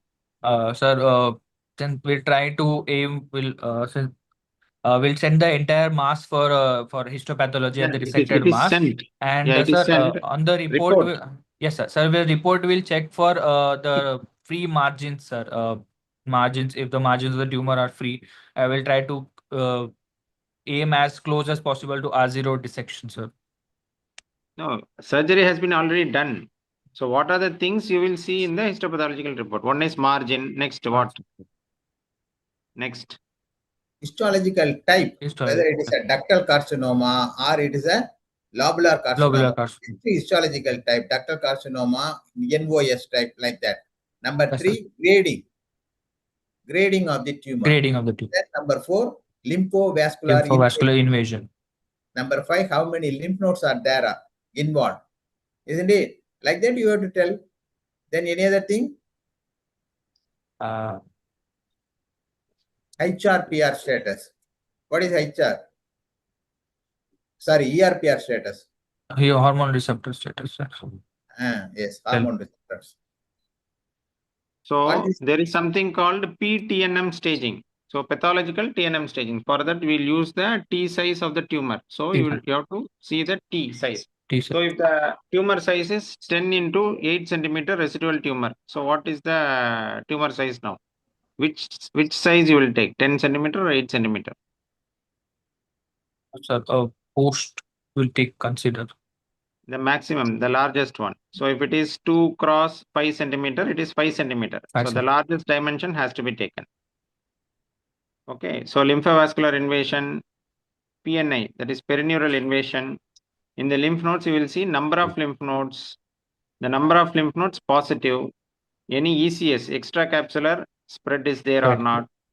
Whether the fat has any deposits. Isolated cells are there. And most importantly, the margin status. Okay.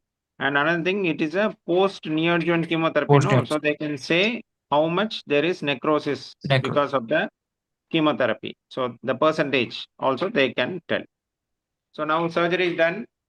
You have what are the complications you expect after MRM or modified radical mastectomy. The complications, sir, sir, damage to the nerves. No. What is the commonest complication? Whenever there is a complication, you always tell the commonest complication. What commonest complication you see in your hospital after a MRM? In post-operative ward, in first and second Sir, post-operative days. numbness over the upper arm. Seroma collection, flap Seroma, yes. necrosis, Seroma flap necrosis. flap necrosis. Whenever they ask for complication, you tell immediate complications, late complications. Okay, immediate complications you can mention about, as sir told, seroma collection, Seroma flap necrosis or flap yes, sir. necrosis, hematoma. Hemat. Okay. And late complications, there you can mention about other these neuropathies. Okay, decreased sensitivity, Decreased sensitivity. all those things. Okay. Swelling, yes, Lymphoria, what lymphedema. is lymphoria? Any idea? Yes, sir. Lymphoria. Have you ever heard of that terminology after MRM? Lymphoria. No idea. What is mean by lymphoria? Lymphoria, what does that mean? Diarrhea, like that. Lymphoria. Oh, yes, sir. Sorry, sir. Lymph will come through some sinus in the axillary region. It will be there for 3 months. 2 months to 3 months. How will you treat lymphoria? No idea. Go and study. Lymphoria Yes, is the very rare complication. Okay? Yes. Definitely studies. Very late complication of MRM. The patient has come to you with a huge upper lip.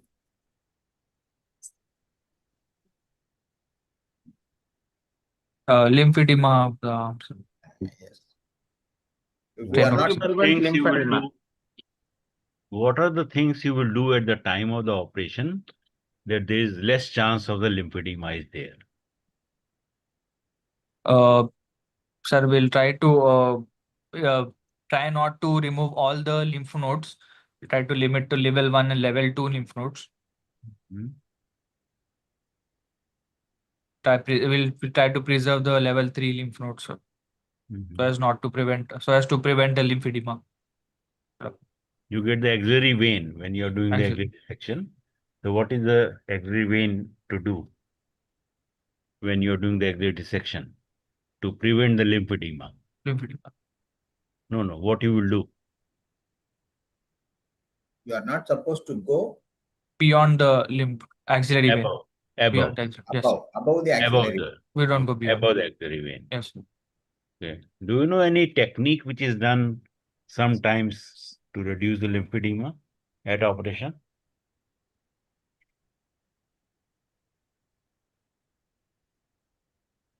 Sometimes you can do the anastomosis between the lymphatic and the blood vessel. Blood vessels. So that is also lymphovascular.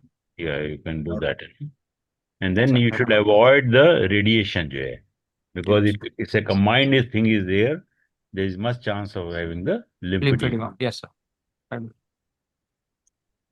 What are the ways to prevent the seroma formation? Seroma is the commonest complication of the MRM. Yeah. So what are the various ways by which you can reduce the seroma formation? And we can reduce by placing drains in the drains while operating, sir. And giving adequate compression over the dressing side. Okay. What else? And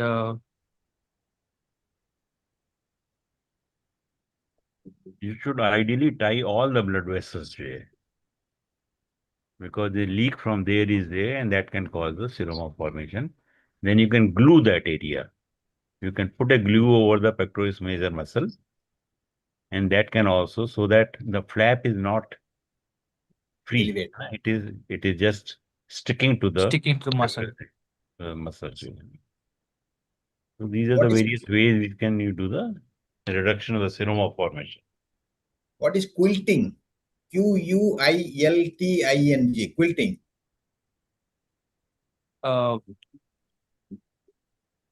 To avoid seroma, you can fix the skin to the pectoralis Skin major. skin to the pectoralis major is we take a bite, sir. Quilting bite, sir. Like Yes. a mattress. Yes, sir. Yes. So, Dr. Ibrahim has told that the patient is positive for that is a ER-PR positive patient. So, when will you start hormone therapy? Sir, post surgery, sir. Surgery over, neoadjuvant chemotherapy over, surgery over. Now, what you are going to do? For hormone status. Since our patient is postmenopausal, sir, we'll start her on Tamoxifen or letrozole? Which one you will? letrozole. Letrozole will start her, sir. Why not tamoxifen?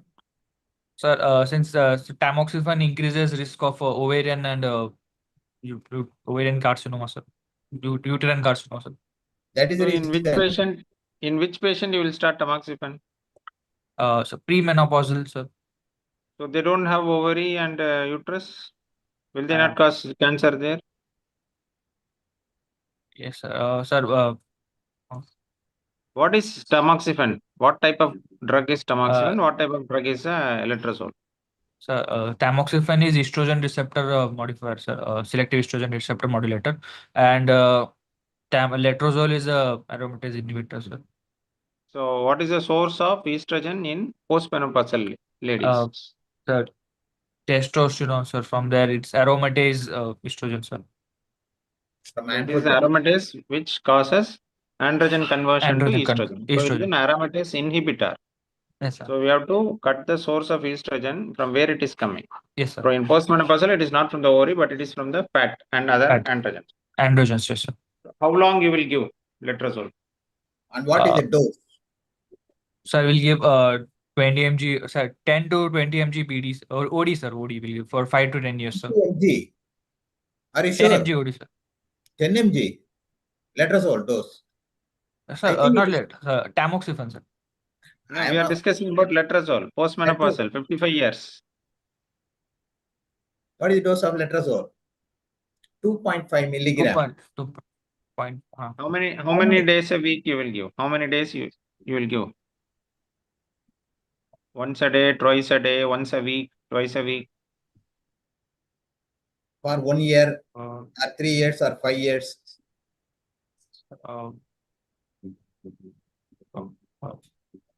It's 2.5 milligrams once a day, daily for 5 years. So what is the complication of letrozole? What is the commonest complication of letrozole? Osteoporosis. So what you will do if the patient to prevent we'll or give treat- bisphosphonates to the patient, sir. Oral zoledronate or something. So what is the investigation to find out which patients are at high risk of developing osteopenia or osteoporosis? Sir, bone scan, sir. Yeah, what is it called? DEXA. DEXA. What is DEXA? Diffusion emission X-ray absorptiometry. Yeah, dual Dual emission absorptiometry. absorptiometry, So sir. they will give a Z score, which will tell whether it is having a normal osteopenia or osteoporosis. So who you will treat? Osteopenia and osteoporosis you have to treat. Yes. How you will treat? What is the treatment? For osteopenia, we'll give, sir, calcium supplementation. For osteoporosis, we'll give, sir, bisphosphonates, zoledronate. So zoledronic acid, how do you give? Oral, IV? Oral, sir. Zoledronic acid is IV drug, okay? Ibandronate is oral drug. So you have to give monthly once. Okay. So what is the complication of bisphosphonates?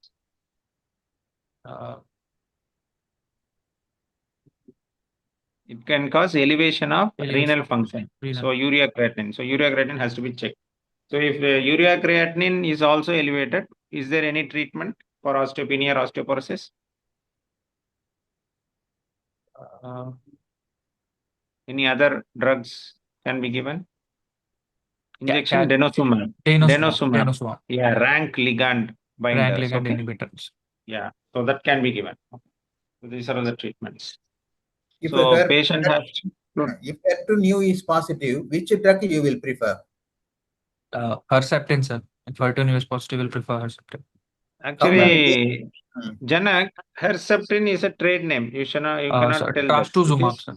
Yeah, it is Trastuzumab. trastuzumab. Injection trastuzumab. Okay. Trastuzumab. So what is the dose? If the brain metastasis is there, will you give that drug to control brain metastasis? If not, which drug you will prefer? Any idea? Usually it will not cross. Which one? Trastuzumab, sir. Yes. So, So the other drugs you have to prefer. Okay. Right.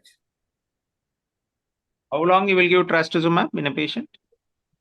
As adjuvant, during adjuvant, if it is HER2 3 weekly positive. for 1 year, sir. Yes, Prior very to good. adjuvant, and then post surgery will give as maintenance Herceptin therapy around sir 3 weekly, sir, for 1 year. How long? I How know. long? 1 year. So it is not prior to surgery 1 year. The total duration is 1 year. Total duration is 1 year, sir. Total duration pre and post is 1 year. Okay. And you can give weekly or 3 weekly. 3 weekly is easier because you can combine it with the chemotherapy also. Chemotherapy, yes, sir. And what is the dose? Dose of trastuzumab? 8 dose. Yeah. Loading dose is 8 milligrams per kilogram and maintenance dose is 6 milligram per kilogram. What is the complication of trastuzumab?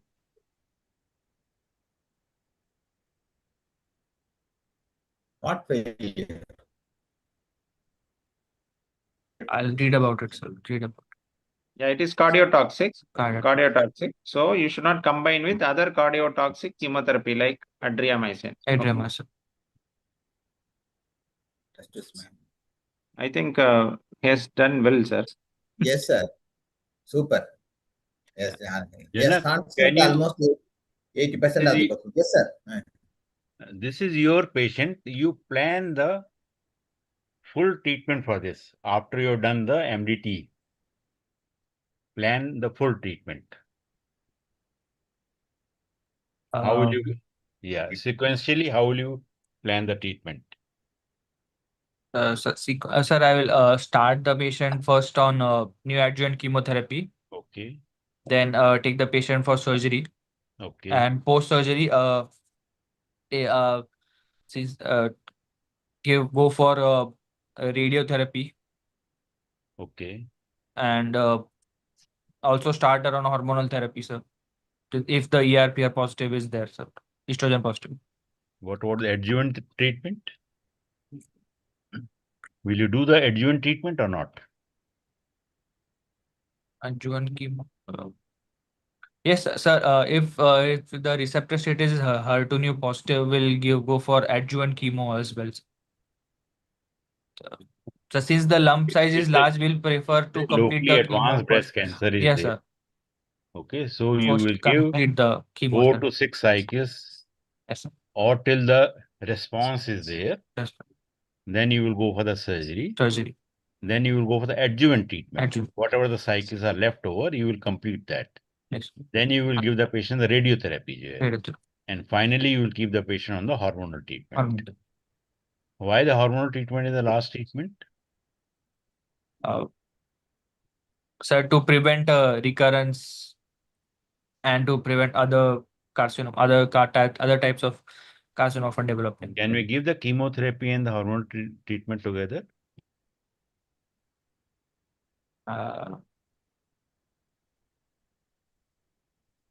Hormonal treatment. No, sir. Chemotherapy causes the, if you look at the cell cycle,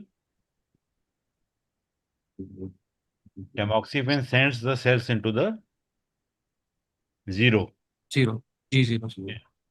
So once they go in Z0, then chemotherapy will not be active. Not bad. So that is why the chemotherapy has to be first finished, and then you start the patient on the hormonal treatment. Hormonal. So that's the overall concept with that. Yes. So the idea here is you should not combine cytostatic drug with a cytotoxic drug. Cytotoxic. Tamoxifen is a cytostatic drug. Cytostatic drug. And chemotherapy is a cytotoxic drug. So Cytotoxic. cytotoxic drugs can act only if the cells are dividing. Divide. If the cells goes to the S phase or the resting phase, G0. it will not, the chemotherapy will not act. So that's the idea, okay? Yes.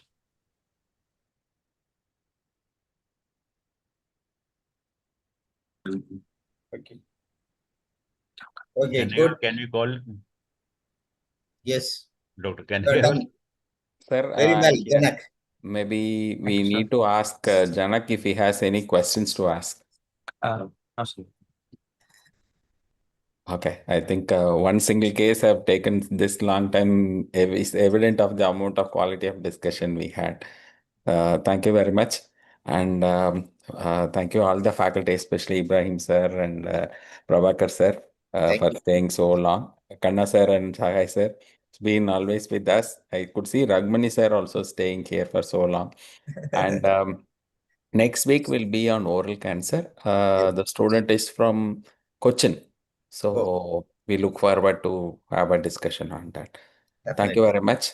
Thank With you. the permission of the faculty, I call the session a close.